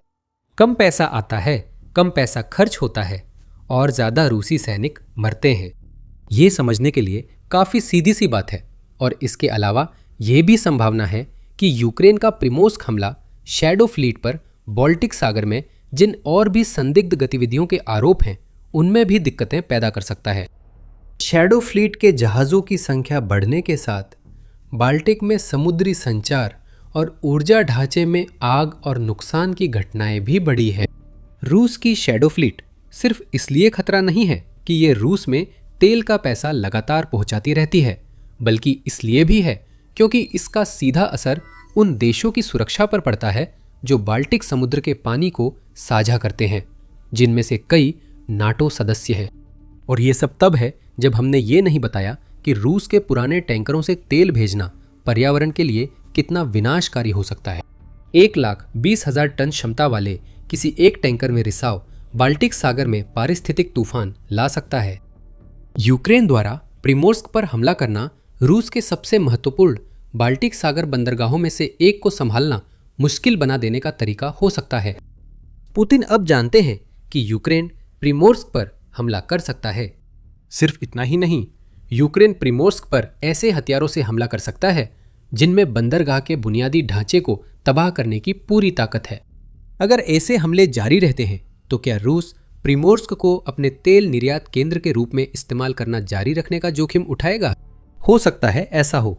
इसका मतलब बस और ज्यादा तेल जलना होगा। अगर रूस पीछे हटता है तो बाल्टिक सागर में शैडो फ्लीट द्वारा बनाया गया सुरक्षा खतरा भी खत्म हो जाएगा, जो पुतिन की महत्वाकांक्षाओं को नुकसान पहुंचा सकता है।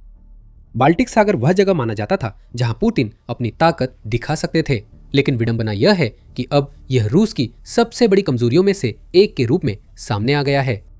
रूस बाल्टिक क्षेत्र में एस्टोनिया, लातविया और लिथुआनिया पर हाइब्रिड हमलों से अराजकता फैलाने की कोशिश करते हुए एक खास तरीका अपनाता है। क्रेमलिन बाल्टिक क्षेत्र में नियंत्रित अराजकता चाहता है, जिसके जरिए वो वही ताकत दिखा सकता है जिसका हमने अभी जिक्र किया। यूक्रेन जब एक अहम रूसी बाल्टिक सागर बंदरगाह पर शक्तिशाली मिसाइलें, ड्रोन या मिसाइल ड्रोन हाइब्रिड गिराता है तो नियंत्रण खत्म हो जाता है और सिर्फ अराजकता बचती है। पुतिन ज्यादा जोखिम नहीं ले सकते। बाल्टिक सागर में रूस की सैन्य गतिविधि सीमित है क्योंकि नाटो की प्रतिक्रिया हो सकती है और रूस ने अब तक उस सीमा का पालन किया है। इसीलिए शैडो फ्लीट इन पानियों में सक्रिय रही है। अब और जैसा कि उसने रूस के साथ अपने युद्ध में कई बार किया है, यूक्रेन पुतिन को ऐसे फैसले लेने के लिए मजबूर करने की कोशिश कर रहा है जो वह लेना नहीं चाहते। बाल्टिक सागर में रूसी संपत्तियां निशाने पर है, जिससे रूस की इस जल मार्ग पर निर्भरता उजागर होती है। यही कमजोरी है और बात फिर आखिरकार पैसे पर ही आ टिकती है। बेड़े को भी शामिल करें तो रूस बाल्टिक सागर के रास्ते और अन्य देशों तक जाने वाले अपने निर्यात से हर साल लगभग 100 अरब डॉलर कमाता है। यूक्रेन वर्ल्ड की जून 2025 रिपोर्ट के अनुसार हर महीने करीब 100 टैंकर बाल्टिक समुद्र से गुजरकर रूसी तेल पुतिन के खरीदारों तक पहुंचाते हैं। बाल्टिक सागर रूस के लिए इतना अहम है क्योंकि इसी जल मार्ग से निर्यात से हुई आय पश्चिमी देशों की यूक्रेन को दी सैन्य सहायता के बराबर है।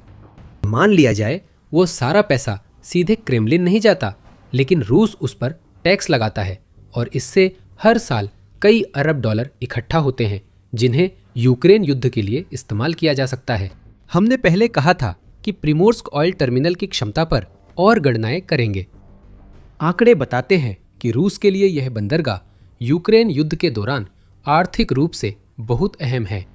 अमेरिका द्वारा ईरान के खिलाफ ऑपरेशन एपिक फ्यूरी शुरू करने के बाद तेल की कीमतें तेजी से बढ़कर $100 प्रति बैरल या उससे ज्यादा हो गई हैं।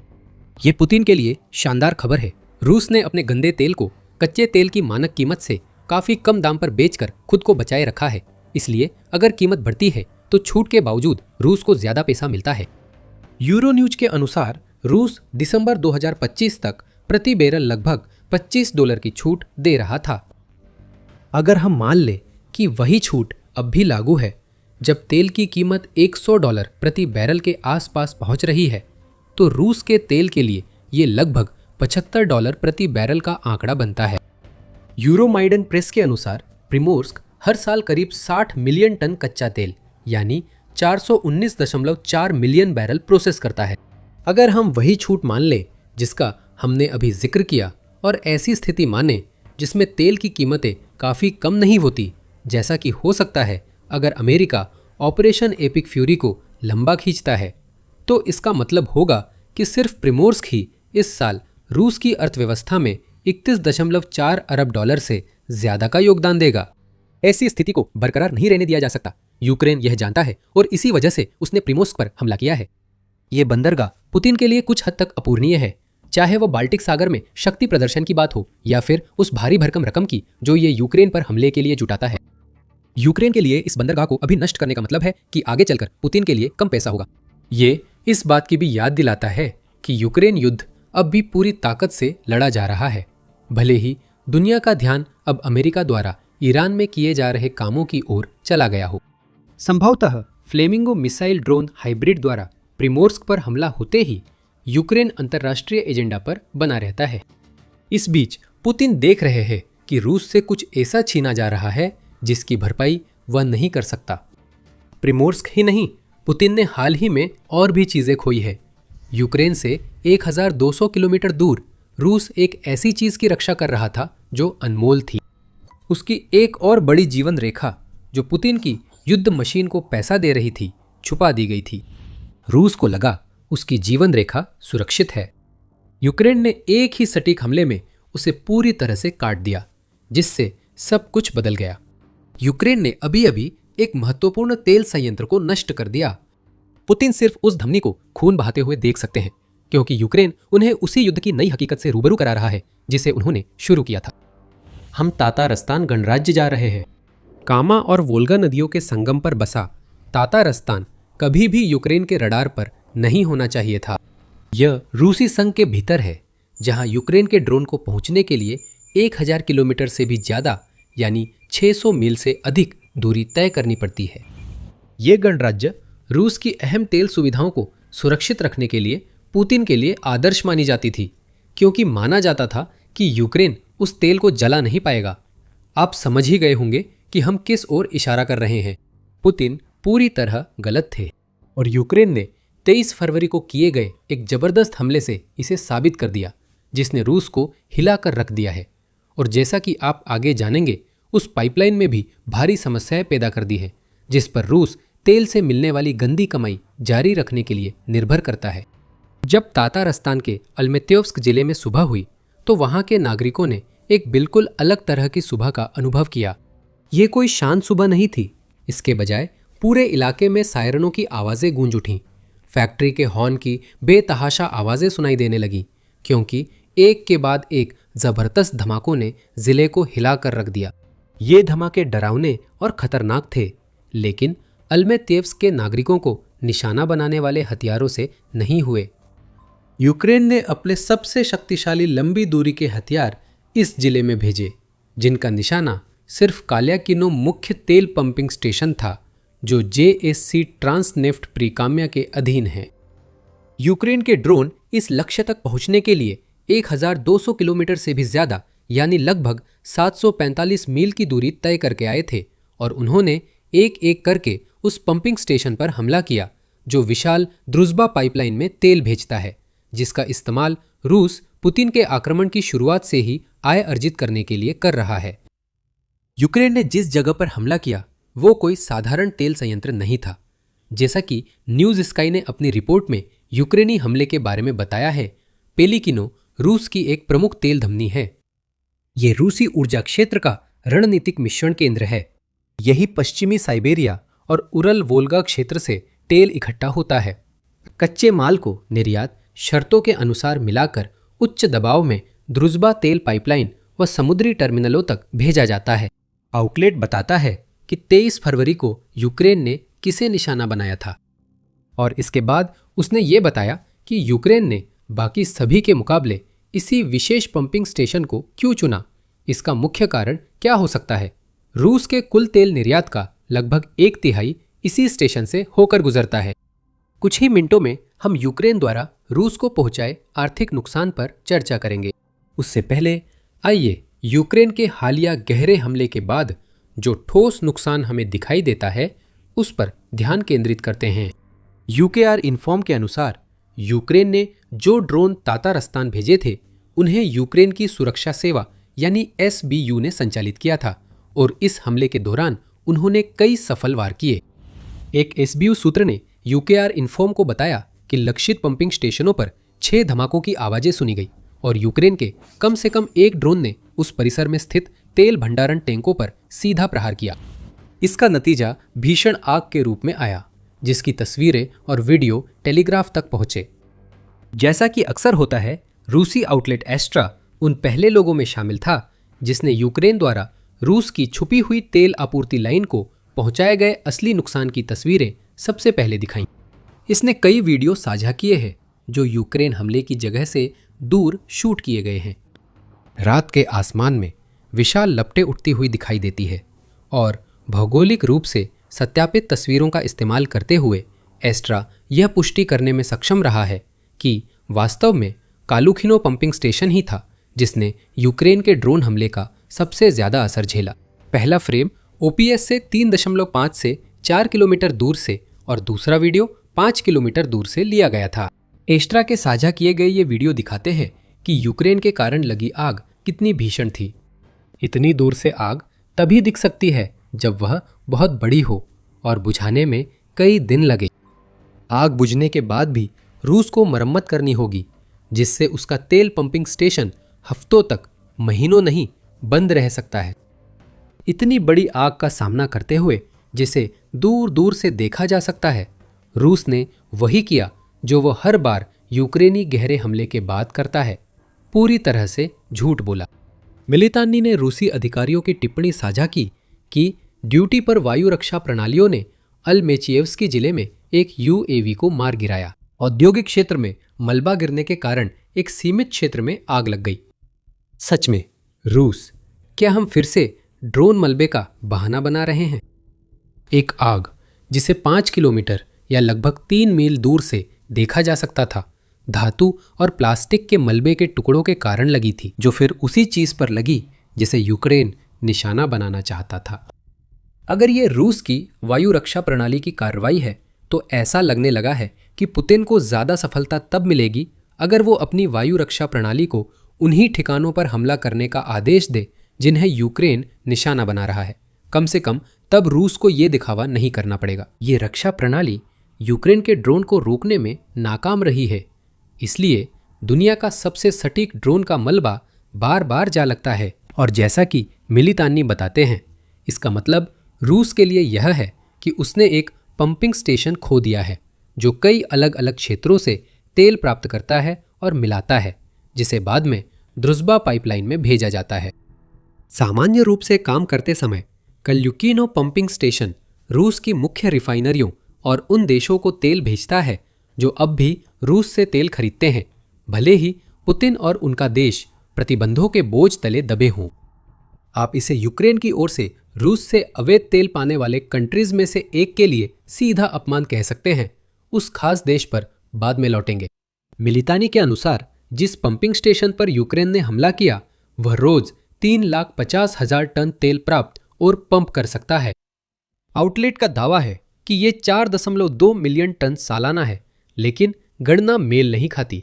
क्या मिलितानी का मतलब है कि कालुकिनो स्टेशन हर महीने 3,50,000 टन तेल लेता है, जिससे सालाना 4.2 मिलियन टन होता है, या उनकी गणना गलत है?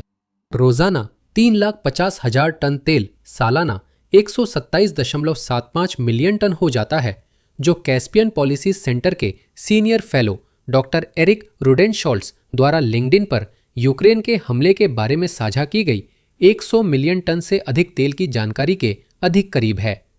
100 मिलियन से अधिक का आंकड़ा सही लगता है और यही हमें दिखाता है कि यूक्रेन ने यह हमला क्यों किया। सबसे अहम कारण द्रुज़्बा पाइपलाइन समस्या का समाधान है। कालुकिनो स्टेशन रूस के ड्रेस्पा पाइपलाइन जैसे मुख्य निर्यात मार्गों को भेजे जाने वाले कच्चे तेल का करीब 30% प्रोसेस करता है। ये तेल तातारस्तान, पश्चिमी साइबेरिया, बशकोर्तोस्तान और उदमूर्तिया सहित कई स्रोतों से आता है। दूसरे शब्दों में कहें तो यूक्रेन ने अभी जिसे निष्क्रिय कर दिया है वह एक विशाल नेटवर्क का एक महत्वपूर्ण केंद्र है जो केवल रूस में पैसा लाने के लिए ही मौजूद है। रूस पुतिन के आक्रमण से पहले वह पैसा जनता की मदद में लगता था। अब वह पैसा रूस के नेता द्वारा 4 साल पहले शुरू किए गए विनाशकारी आक्रमण पर खर्च हो रहा है। ड्रेस्पा पाइपलाइन की रोजाना क्षमता 20 लाख बैरल रूसी तेल है, लेकिन यह साफ नहीं कि हमेशा पूरी क्षमता का उपयोग होता है। अगर हम मान लें कि अधिकतम क्षमता तक पहुंचा जाता है तो इसका मतलब है कि ड्रेस्पा पाइपलाइन हर महीने रूस के लिए करोड़ों डॉलर का तेल भेज रही है। यहाँ तक कि यूरोपीय संघ या ईयू द्वारा रूसी कच्चे तेल पर लगाए गए 44.10 डॉलर की कीमत सीमा के साथ भी रोजाना 20 लाख बैरल का मतलब है 88.2 मिलियन डॉलर। इसे साल के 365 दिनों से गुना करें तो आपको लगभग 32.2 अरब डॉलर मिलते हैं, वो भी तब जब रूस को ईयू प्रतिबंधों के कारण अपने कच्चे तेल पर भारी छूट देनी पड़ रही है। हाँ, ड्रेसबर पाइपलाइन का सारा तेल दूसरे देशों को नहीं बेचा जाता। जैसा कि हमने पहले बताया था, इसका कुछ हिस्सा रूस के अंदर रिफाइनरियों में भेजा जाता है। फिर भी ड्रूजबा पाइपलाइन के 30% कच्चे तेल को प्रोसेस करने वाले पंपिंग स्टेशन को नष्ट करना यूक्रेन की बड़ी जीत है। इसका मतलब है कि रूस को हर दिन लाखों अगर करोड़ों डॉलर नहीं तो का नुकसान हो रहा है, जब तक कि यूक्रेन द्वारा निशाना बनाई गई पंपिंग स्टेशन की मरम्मत नहीं हो जाती। जिस आग से इतना बड़ा नुकसान हुआ, उसका आकार इतना बड़ा है कि रूस को भी नहीं पता कितनी मरम्मत करनी है। ऐसे में कलिकिनो स्टेशन अभी काफी समय बंद रहेगा। न्यूस्की के अनुसार यूक्रेन की कार्रवाई से ट्रांसनेफ्ट लॉजिस्टिक्स नेटवर्क में डोमिनो इफेक्ट हुआ। तेल वहां नहीं पहुंच पाएगा जहां रूस को उसे भेजना है, क्योंकि मुख्य पंपिंग स्टेशन नष्ट हो गया है। इसका मतलब है कि जो कच्चा तेल रास्ते में भेजा जाना था, उसे अब स्टोर करना पड़ेगा, जिससे पीछे की ओर रुकावट पैदा हो जाएगी। ऐसी स्टोरेज फैसिलिटी में और कच्चा तेल नहीं भेज सकते, जो पहले से ही उस तेल से भरी है जिसे पाइपलाइन के दूसरे छोर भेजना था। रूसी रिफाइनरियां, जिन्हें ईंधन और अन्य तेल आधारित उत्पाद बनाने चाहिए, उन्हें देरी का सामना करना पड़ता है। उन देशों की बात करें जो ड्रेसबा पाइपलाइन के जरिए रूसी तेल का आयात जारी रखते हैं। निर्यात के मामले में, जैसा वीडियो में पहले बताया, ये हमला यूक्रेन द्वारा एक देश को मिडल फिंगर दिखाने जैसा है। हम आपको बताने वाले हैं कि वो देश कौन सा है, लेकिन उससे पहले आप देख रहे हैं द मिलिट्री शो। अगर आपने अभी तक सब्सक्राइब नहीं किया है तो अभी वो बटन दबाने का सबसे अच्छा समय है। अब एक देश है जो यूक्रेन के ड्रेसबा डोमिनो इफेक्ट से बहुत नाराज होगा, और वो है हंगरी।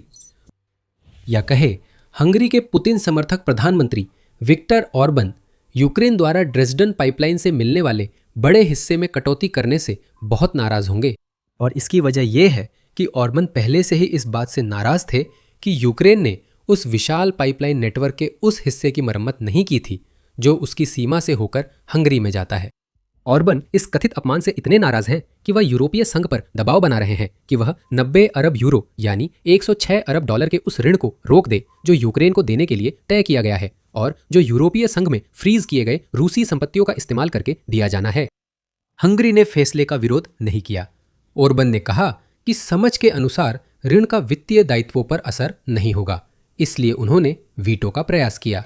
पॉलिटिको की 23 फरवरी की रिपोर्ट के मुताबिक उन्होंने कहा कि हाल की घटनाओं ने मुझे अपनी स्थिति पर फिर से सोचने पर मजबूर किया है। वे घटनाक्रम दरअसल यूक्रेन द्वारा अपनी ही सीमा में ड्रूजबा पाइपलाइन की मरम्मत को धीमा करना है। ऑर्बन यह दावा करने की कोशिश कर रहे हैं कि यूक्रेन आक्रामक रूप से हंगरी को रूसी तेल खरीदने से रोकने की कोशिश कर रहा है। यह ट्विस्ट है। पहले रूस ने यूक्रेन में ड्रूजबा पाइपलाइन को नुकसान पहुंचाया था। रूस के ड्रोन हमले में उस पाइपलाइन का हिस्सा निशाना बना जो हंगरी स्लोवाकिया को तेल देता है, जिससे सवाल उठा कि यूक्रेन को जो रूस ने तोड़ा उसे क्यों ठीक करना चाहिए। अगर ओरबान को रूसी तेल की इतनी चिंता है तो उन्हें पुतिन से यूक्रेन पर हमला रोकने को कहना चाहिए। हंगरी और स्लोवाकिया के पास 90 दिन का तेल भंडार है, इसलिए यूक्रेन को रूस द्वारा क्षतिग्रस्त पाइपलाइन तुरंत ठीक करने की जरूरत नहीं है। हंगरी जब तक अपनी मांगें नहीं मनवा लेता, यूरोपीय संघ के ऋण को वीटो करने की कोशिश कर रहा है। ऐसे में यूक्रेन का ताज़ा हमला ओरबान को मिडल फिंगर दिखाने जैसा है। अगर हंगरी के प्रधानमंत्री रूस द्वारा किए गए नुकसान की शिकायत करने वाले हैं तो यूक्रेन इसे और भी बदतर बना सकता है, क्योंकि वह ड्रेसबा पाइपलाइन से गुजरने वाले तेल के स्रोत को ही निशाना बना सकता है। वैसे यूरोपीय संघ की परिषद ने उन 2 विधेयकों को मंजूरी दे दी है जो यूक्रेन को देने के लिए यूरोपीय संघ द्वारा प्रस्तावित ऋण को 24 फरवरी को कानूनी बना देते हैं। इसलिए ओरबान की वीटो की धमकियां शायद उतनी गंभीर नहीं हैं जितनी पहली नजर में लगती है। आगे बढ़ते हुए यूक्रेन ने कालिकिनो पंपिंग स्टेशन पर भी हमला किया, क्योंकि उसे पता था कि ऐसा करने से रूस के संघीय बजट को जबरदस्त झटका लगेगा। हमारे साथ बने रहें, क्योंकि इससे पहले कि हम उस पर पहुंचे, इस हमले का एक और प्रभाव है जिसे शायद कम आंका जा रहा है, और वो है मनोवैज्ञानिक पहलू। सोचिए, यूक्रेन ने कालिकिनो हमले में यह कैसे कर दिखाया। उन्हें advanced E-300 enterprise long range drone भेजने पड़े, जो न्यूस्की के मुताबिक रूस के अंदर 740 मील से ज्यादा दूर भेजे गए। आउटलेट के अनुसार ड्रोन जंगल और नदी किनारे कम ऊंचाई पर गए और लक्ष्यों को इतनी सटीकता से मारा कि त्रुटि कुछ फीट से ज्यादा नहीं थी। और ड्रोन ने ये सब लगभग 10 घंटे की उड़ान के बाद किया, जो पूरा समय ड्रोन ने स्वायत्त रूप से उड़ते हुए बिताया, बिना रूस की वायु रक्षा द्वारा नष्ट हुए। ऐसे हमले से होने वाला मानसिक आघात बहुत गहरा होता है। तातारस्तान जैसे स्थान निशाने पर नहीं माने जाते। तकनीकी रूप से पुतिन ने सोचा था कि जब उन्होंने अपना आक्रमण शुरू किया तो रूस में कहीं भी खतरे में नहीं होगा, लेकिन तातारस्तान जैसा दूरस्थ क्षेत्र यूक्रेन की पहुंच से बाहर होना चाहिए था, लेकिन ऐसा नहीं है। जब कालिकिनो जल रहा था और सायरन बज रहे थे, यह तातारस्तान के लिए याद दिलाने वाला था कि पुतिन ने रूस को ऐसे युद्ध में झोंका है जो अब घर तक ही नहीं बल्कि और अंदर तक पहुंच गया है। जब भी यूक्रेन के ड्रोन आते हैं, स्कूलों का बंद होना और हवाई अड्डों पर उड़ानों का निलंबित होना और भी याद दिलाता है। इन हमलों से रूसियों का पुतिन पर रक्षक के रूप में विश्वास टूटता है। यूक्रेन के पूर्व खुफिया प्रमुख और राष्ट्रपति कार्यालय के प्रमुख किरिल बुदानोव ने सितंबर 2024 में यह भविष्यवाणी की थी। उस समय यूक्रेन के रूस में किए गए हमले, जो बस शुरू ही हो रहे थे, ने एक महत्वपूर्ण लक्ष्य हासिल कर लिया था। बुदानोव कहते हैं कि रूसी जनता का सुरक्षित देश में रहने का विश्वास टूट चुका है और यही इन हमलों की सबसे बड़ी उपलब्धि है। 2026 में यूक्रेन के गहरे हमलों का सबसे बड़ा प्रभाव शायद मनोवैज्ञानिक दबाव नहीं, बल्कि इतना असरदार है कि पुतिन भी डरने लगे हैं। मार्च 2025 में जब पुतिन उस समय दी जा रही पूरी युद्ध विराम की बजाय आंशिक युद्ध विराम की मांग कर रहे थे, तो उन्होंने खास तौर पर यह अनुरोध किया था कि यह युद्ध विराम लंबी दूरी के हमलों को भी शामिल करे। दूसरे शब्दों में, पुतिन यूक्रेन के लंबी दूरी के ड्रोन और उनसे रूस की जनता को होने वाले नुकसान से डरे हुए हैं। आखिरकार पुतिन देख रहे हैं कि उनके नेतृत्व वाला देश तातारस्तान में अभी अभी देखे गए हमले जैसे हमलों से आर्थिक रूप से कमजोर हो रहा है। अब हम फिर से वित्तीय पहलू पर आते हैं। न्यूज स्काई के अनुसार यूक्रेन की हालिया कार्रवाई रूस के संघीय बजट पर बड़ा प्रभाव डालेगी, क्योंकि इसका बड़ा हिस्सा तेल गैस कंपनियों की द्रुजबा जैसी पाइपलाइनों के जरिए होने वाली बिक्री से मिलने वाले राजस्व पर लगने वाले कर से आता है। एक प्रमुख पंपिंग स्टेशन बंद होने का मतलब है कि जैसा हमने पहले बताया था, अब कम पैसा कमाया जाएगा। हालांकि हमने इस बात पर चर्चा नहीं की थी कि यूक्रेन के हालिया हमले का समय कितना बिल्कुल सही था। Oxford institute for energy studies के अनुसार तेल और गैस रूस की संघीय बजट आय का 30 से 50% तक हिस्सा है। हालांकि ये पूरी तरह से ऐसा मामला नहीं है कि रूस ने अपनी सारी उम्मीदें एक ही जगह लगा रखी है, लेकिन ये प्रतिशत इतने ज़्यादा हैं कि रूस के ऊर्जा क्षेत्र में किसी भी तरह की बाधा बड़े संकट पैदा कर सकती है। और अब जब रूस के संघीय बजट का इतना बड़ा हिस्सा यूक्रेन युद्ध को फंड करने में लगाया जा रहा है, जिससे रूसी जनता को कीमत चुकानी पड़ रही है, यूक्रेन इस बात पर ध्यान केंद्रित कर रहा है कि रूस की बजट स्थिति को जितना संभव हो उतना खराब किया जाए। क्यों? रूस पहले ही बजट संकट में है, अब हालात और बिगड़ेंगे। जैसा कि मॉस्को टाइम्स ने 6 फरवरी को रिपोर्ट किया, रूस ने जनवरी में $22.3 अरब का संघीय बजट घाटा दर्ज किया, जबकि देश की $30.7 अरब की आय पिछले साल की तुलना में 11.6% कम थी। तेल और गैस की आय 50% गिरकर 5 साल के न्यूनतम स्तर पर पहुंची। जनवरी 2026 को एक ऐसा महीना बना दिया जब रूस ने अपने सबसे मूल्यवान क्षेत्र से युद्ध के दौरान किसी भी अन्य समय की तुलना में सबसे कम कमाई की। यह सब इसलिए महत्वपूर्ण है क्योंकि रूस का 2026 के लिए बजट घाटा $49.4 अरब है। हम अभी फरवरी से भी बाहर नहीं निकले हैं और मौजूदा घाटा उस राशि के लगभग आधे के करीब पहुंच रहा है। अगर रूस के लिए चीजें इसी तरह चलती रही तो 2026 के आधे रास्ते तक पहुंचते पहुंचते वो लक्ष्य पीछे छूट जाएगा। रूस पर आर्थिक दबाव बढ़ रहा है और यूक्रेन अपनी 1000 घावों से मौत रणनीति के तहत रूसी तेल पर लगातार हमले कर रहा है। अब जब पंपिंग स्टेशनों पर हमले भी उन रिफाइनरी स्ट्राइक्स में जुड़ गए हैं जिन्हें हमने 2025 भर में तेज होते देखा, तो यूक्रेन पुतिन को ये संदेश दे रहा है कि वो रूसी तेल को कहीं भी और रूस चाहे जहां भी उसे छुपाए वहां भी निशाना बना सकता है। पुतिन के युद्ध के अंत की शुरुआत आ गई है।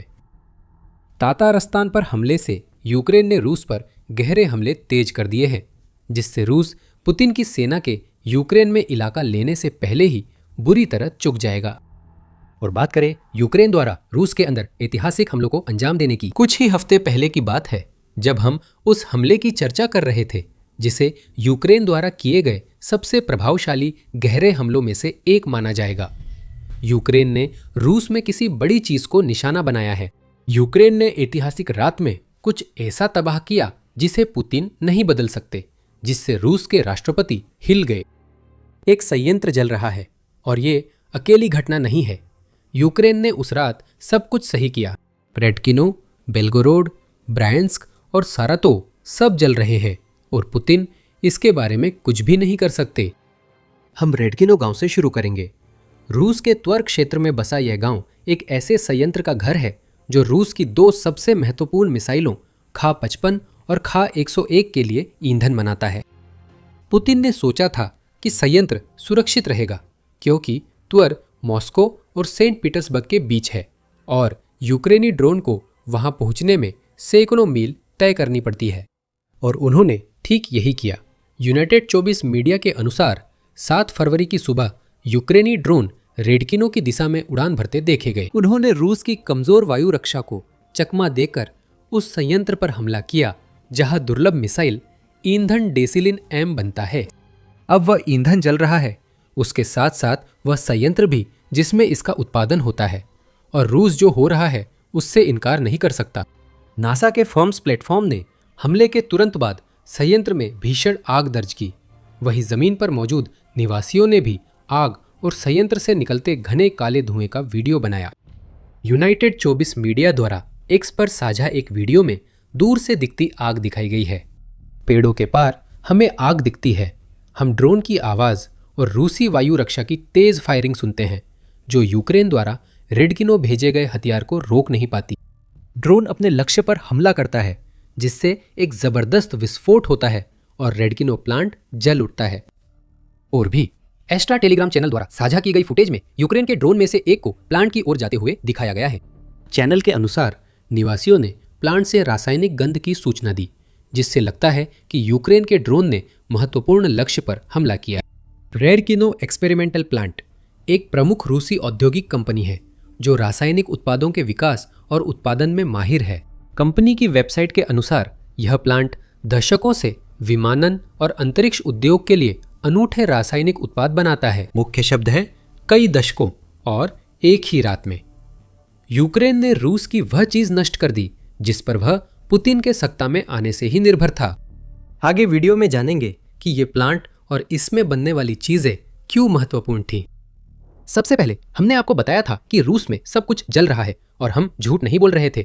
रेडकिनो स्ट्राइक ने सारी सुर्खियां बटोरी, लेकिन यह यूक्रेन द्वारा की गई कई कार्रवाइयों में से सिर्फ एक थी। 7 फरवरी को ब्रायंस्क की ओर बढ़ते हुए यूक्रेन ने अपने नेपच्यून मिसाइल और high mobility artillery rocket systems या हाइमार्स का इस्तेमाल इस रूसी क्षेत्र में ऊर्जा अवसंरचना को नष्ट करने के लिए किया, जिससे ब्रायंस्क के कई निवासियों को अंधेरे में डूबना पड़ा।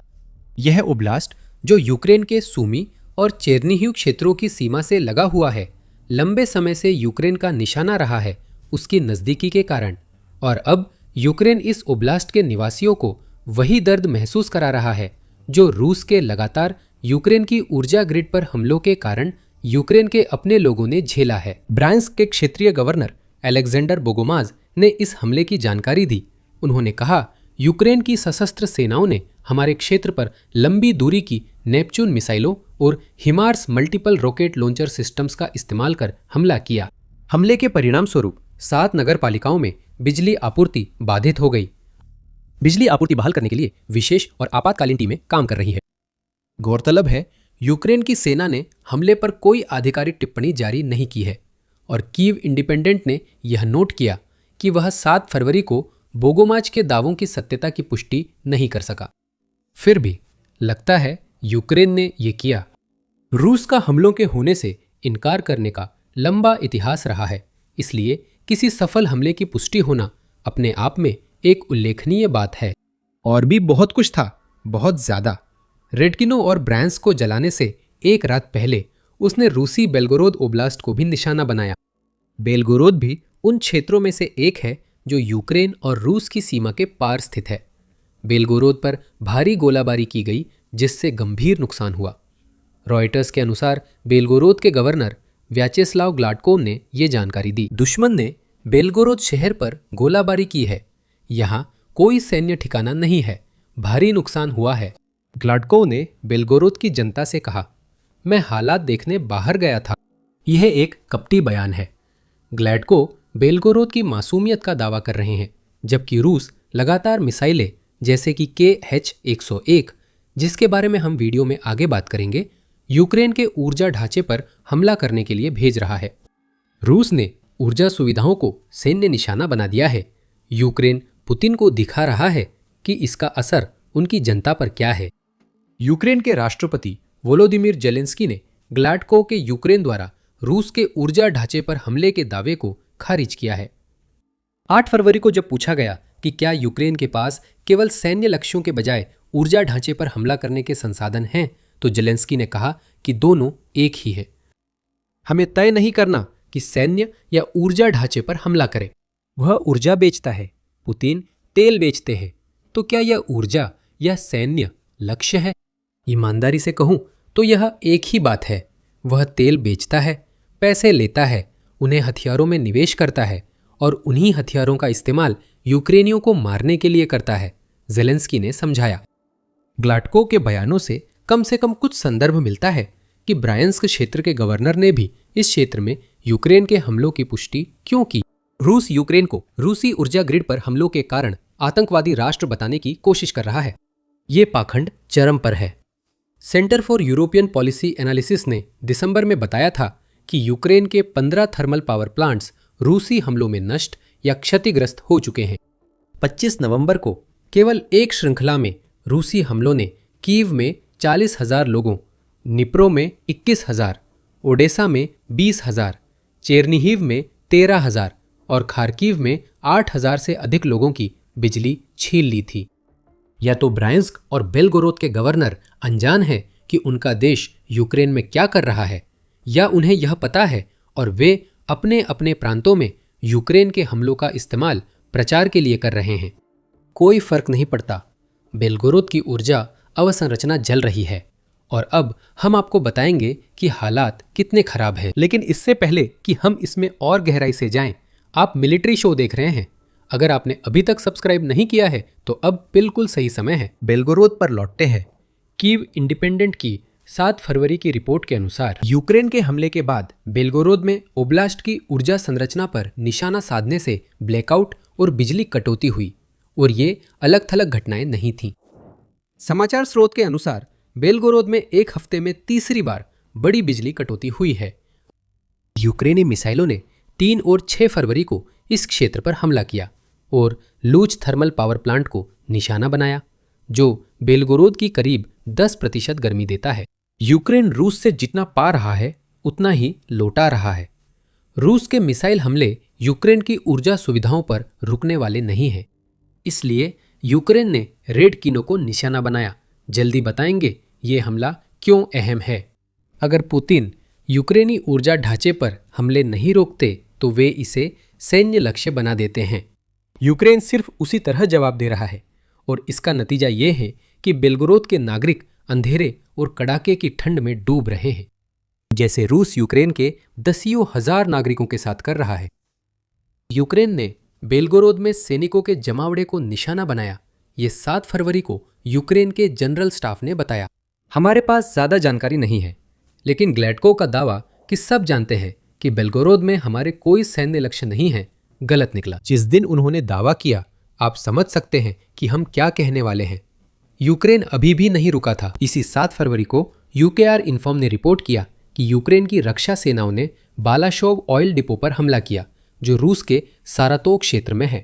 हमें इस हमले के बारे में ज्यादा जानकारी नहीं है, सिवाय इसके कि यह हुआ था, लेकिन इसके पीछे की वजह साफ है, डर। यूक्रेन जितना ज्यादा रूस के तेल को नष्ट कर सकता है, उतना ही कम तेल ईंधन उत्पादों में बदला जा सकेगा, जिनका इस्तेमाल यूक्रेन में रूसी कब्जाधारियों द्वारा किया जाता है। बख्तरबंद वाहन और टैंक ईंधन के बिना नहीं चल सकते, और विमान भी नहीं, जिन्हें तेल से तैयार होने वाला एविएशन फ्यूल चाहिए। रूस ने अगर इस डिपो का तेल अग्रिम मोर्चे पर भेजने का इरादा नहीं भी रखा, फिर भी उसे नुकसान हुआ है। जलता हुआ तेल न तो बेचा जा सकता है और न ही इसका इस्तेमाल सरातों के लोगों के लिए ईंधन बनाने में किया जा सकता है।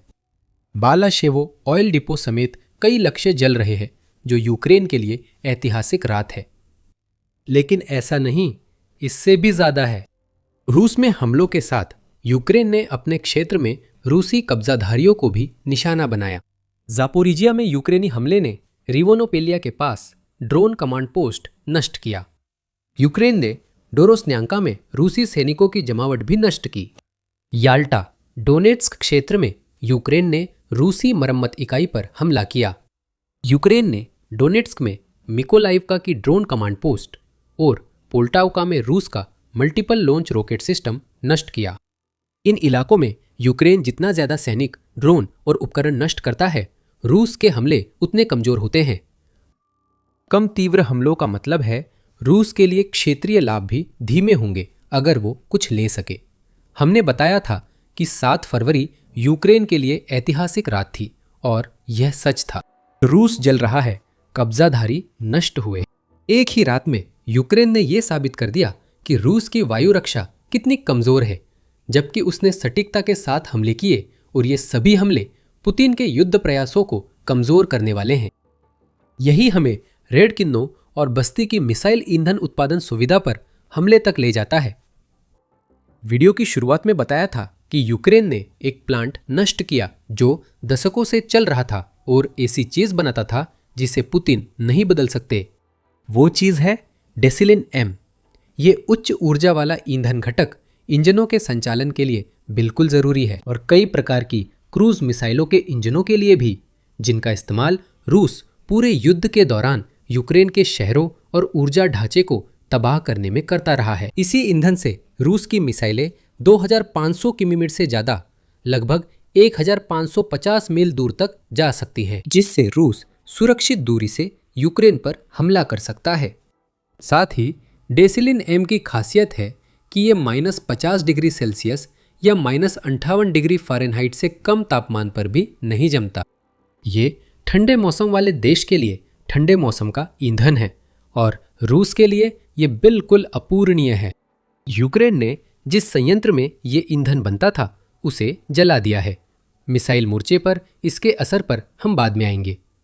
रेडकिनो संयंत्र पर हमला पहली नज़र में जितना लगता है उससे कहीं बड़ा है।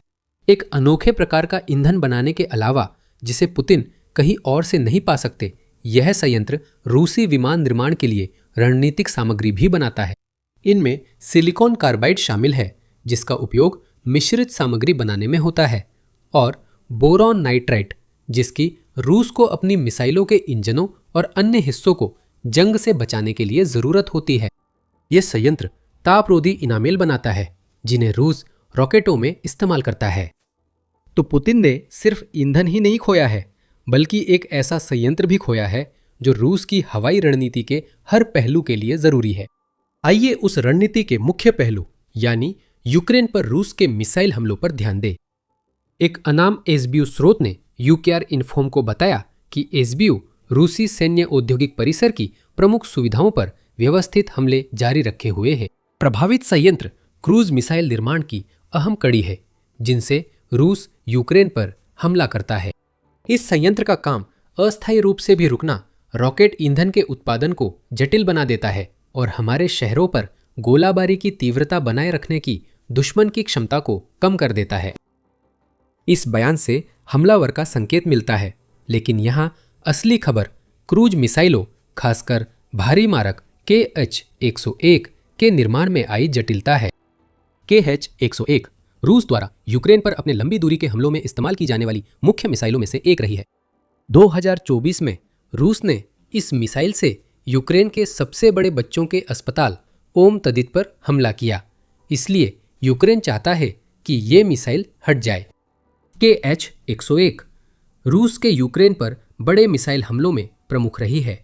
प्रावदा के अनुसार सिर्फ जनवरी में रूस ने यूक्रेन पर विभिन्न प्रकार की 158 मिसाइलें दागी, यानी रोज लगभग 5 मिसाइलें।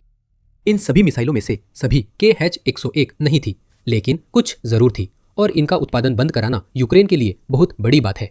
KH-101 मिसाइल के बारे में रूस का दावा है कि इसकी सटीकता 10 से 20 मीटर 32.8 से 65.6 फीट तक है। 2012 से सेवा में है। 2024 की पहली छमाही में रूस ने इसका संशोधित संस्करण बनाया, जिसमें 2 वारहेड्स लगे हैं, जिससे इसकी मारक क्षमता दोगुनी हो गई है। KH-101 पारंपरिक और परमाणु क्षमता वाली है और कम ऊंचाई पर उड़ती है, जिससे यूक्रेनी वायु रक्षा के लिए इसे गिराना मुश्किल होता है। कुछ स्रोतों के अनुसार इसकी अधिकतम रेंज 4500 किलोमीटर यानी 2800 मील से थोड़ा कम है और वारहेड 400 किलोग्राम वजनी है, जिससे ये जबरदस्त प्रहार करती है। और याद रखिए कि रूस ने KH-101 के मूल संस्करण को आधुनिक बनाया है, यानी इसके नए संस्करण में दोगुनी ताकत है। यूक्रेनी वायु रक्षा इन मिसाइलों को नष्ट कर सकती है और पहले भी कई बार कर चुकी है, लेकिन इसकी सफलता दर कभी पूरी तरह परिपूर्ण नहीं हो सकती। उदाहरण के लिए अक्टूबर 2025 में रूस ने यूक्रेन पर 270 मिसाइलें दागी। उनमें से यूक्रेन ने 146 मिसाइलें मार गिराईं, जो कि 54% की सफलता दर है। यह प्रतिशत हर महीने बदलता रहता है, जो अक्सर इस बात पर निर्भर करता है कि यूक्रेन के पास कितनी वायु रक्षा मिसाइलें और सिस्टम उपलब्ध है। लेकिन बात हमेशा एक ही रहती है, यूक्रेन कहीं ज्यादा पसंद करेगा कि मिसाइलों को, जैसे कि KH-101 को सेवा से बाहर कर दिया जाए, बजाय इसके कि रूस उन्हें उसके क्षेत्र में दागे और यूक्रेन को उनसे निपटना पड़े। रेड किनो प्लांट पर हमले ने वह उद्देश्य हासिल कर लिया, और भले ही नुकसान सिर्फ अस्थायी हो और हमें अभी तक पूरी तरह से पता नहीं है, फिर भी इसका मतलब है कि रूस को अपनी KH-101 मिसाइलों के लिए जरूरी ईंधन घटकों के उत्पादन में देरी होगी, साथ ही उसकी कई दूसरी मिसाइलों के लिए भी। देरी से दबाव घटता है, जिससे यूक्रेन के शहर संभल सकते हैं और सेनाएं रूसी सैनिकों को पीछे धकेलने और जवाबी कार्रवाई पर ध्यान दे सकती है। मिलिटानिया ने रेड किन्नो पर यूक्रेन हमले के आकलन में एक और दिलचस्प बात बताई। रेड किन्नो प्लांट पर यूक्रेन ने क्या निशाना बनाया, इस पर निर्भर करता है कि रूस को इस प्लांट को फिर से चालू करने में 1 साल तक का समय लग सकता है। एक KH-101 मिसाइल में ईंधन भरने के लिए लगभग 1.5 टन डेसिलिन की जरूरत होती है, इसलिए उत्पादन लाइनों का बंद होना सीधे तौर पर दुश्मन की नई बड़े पैमाने पर हमले की तैयारी करने की क्षमता को प्रभावित करता है। मिलिटानी के अनुसार विशिष्ट रिएक्टरों के निर्माण व स्थापना में 6 से 12 महीने लगते हैं, इसलिए सिंथेसिस तुरंत शुरू नहीं हो सकती। ध्यान रखें कि रूस पहले से ही पश्चिमी प्रतिबंधों के भारी दबाव में काम कर रहा है। डेसिलिन M के उत्पादन के लिए जिन रिएक्टरों का निर्माण और स्थापना जरूरी है, उन्हें यूं ही अचानक से तैयार नहीं किया जा सकता। ये अनोखे हैं और अगर इन्हें बनाने के लिए पश्चिमी घटकों की जरूरत होती है तो रूस शायद और अधिक बना भी न सके। रेड किनो सुविधा यूके और यूएस के प्रतिबंधों के तहत है। अगर वो सुविधा अपने लिए खुद ही रिएक्टर बनाती है, बजाय इसके कि किसी अन्य रूसी निर्माता पर निर्भर करे, तो नष्ट हुए रिएक्टर शायद कभी बदले ही न जा सके। इसका मतलब है कि KH-101 हमेशा के लिए खेल से बाहर हो जाएगा। ऐसा भी नहीं लगता कि रूस के पास डेसिलिन M के उत्पादन पर निर्भर मिसाइलों का बहुत बड़ा भंडार पड़ा हुआ है। न्यूयॉर्क टाइम्स की अगस्त 2024 रिपोर्ट के अनुसार रूस अपनी मिसाइलों को लेकर पहले ही तंगी की स्थिति में था। आउटलेट का कहना है कि यूक्रेन पर हमला करने वाली मिसाइलें अक्सर फैक्ट्री से निकलने के कुछ ही हफ्तों बाद इस्तेमाल हो रही हैं। उत्पादन में किसी भी तरह की रुकावट प्रवाह को रोक देती है, जिससे हमले भी रुक जाते हैं। यह निष्कर्ष KH-101 की जांच से निकला, जिसने उसी बच्चों के अस्पताल को निशाना बनाया था जिसका हमने वीडियो में जिक्र किया था। डेमियन के संघर्ष शस्त्रीकरण अनुसंधान के स्प्लिटर्स का दावा है कि मिसाइल 2024 की दूसरी तिमाही यानी 1 अप्रैल से 30 जून के बीच बनाई गई थी। हमला 8 जुलाई को हुआ, यानी मिसाइल हमले से 8 दिन से 12 हफ्ते पहले बनाई गई थी। यूक्रेन ने पुतिन के सामने बड़ी लॉजिस्टिकल समस्या खड़ी की है। खासकर SBU ने ये समस्याएं पैदा की है। UKR इन्फॉर्म के अनुसार SBU के अल्फा स्पेशल ऑपरेशन सेंटर के ड्रोन ने रेड किन्नो प्लांट पर हमला किया। हमें नहीं पता कि अल्फा यूनिट उन कई दूसरे हमलों में भी शामिल थी या नहीं, जिन पर हम पहले बात कर चुके हैं, लेकिन ये कहना सुरक्षित है कि कि एसबीयू का इसमें हाथ हो सकता है। अगर सीधे हमले में नहीं तो ड्रोन या जरूरी खुफिया जानकारी देने में एसबीयू की भूमिका हो सकती है। रूस ऐसा दिखावा कर रहा है कि रेड किन्ना में कुछ नहीं हुआ। रूसी रक्षा मंत्रालय ने कहा कि उसकी वायु रक्षा ने 7 फरवरी की रातों यूक्रेन के 4 ड्रोन नष्ट किए, लेकिन वीडियो सच्चाई दिखाता है। यूक्रेन ने अपने उड़ने वाले प्रतिबंधों से पुतिन के लिए अपूरणीय प्लांट को उस रात निशाना बनाया जब उसने कई रूसी क्षेत्रों को जलता छोड़ दिया। ऊर्जा अवसंरचना नष्ट हो चुकी है, रूसी सैनिकों की भीड़ नहीं है, तेल जल रहा है और यदि यूक्रेन ने रेड किनो में बड़ी कामयाबी हासिल की है तो KH-101 जल्द ही गायब हो सकता है। यूक्रेन ने पहले भी रूस को चेताया है कि अगर पुतिन उसकी ऊर्जा अवसंरचना पर हमला करेंगे तो परिणाम भुगतने होंगे। जनवरी में यूक्रेन ने ओरेशनिक हाइपरसोनिक मिसाइल इस्तेमाल करने पर रूस से कड़ा बदला लिया। उस हमले के बारे में और यह क्यों हुआ जानने के लिए हमारा वीडियो देखें। अगर आपको वीडियो पसंद आया हो तो द मिलिट्री शो को सब्सक्राइब करें। रूस और कब्जे वाले इलाकों के भीतर यूक्रेन के विनाशकारी लंबी दूरी के हमलों की कवरेज के लिए देखने के लिए धन्यवाद।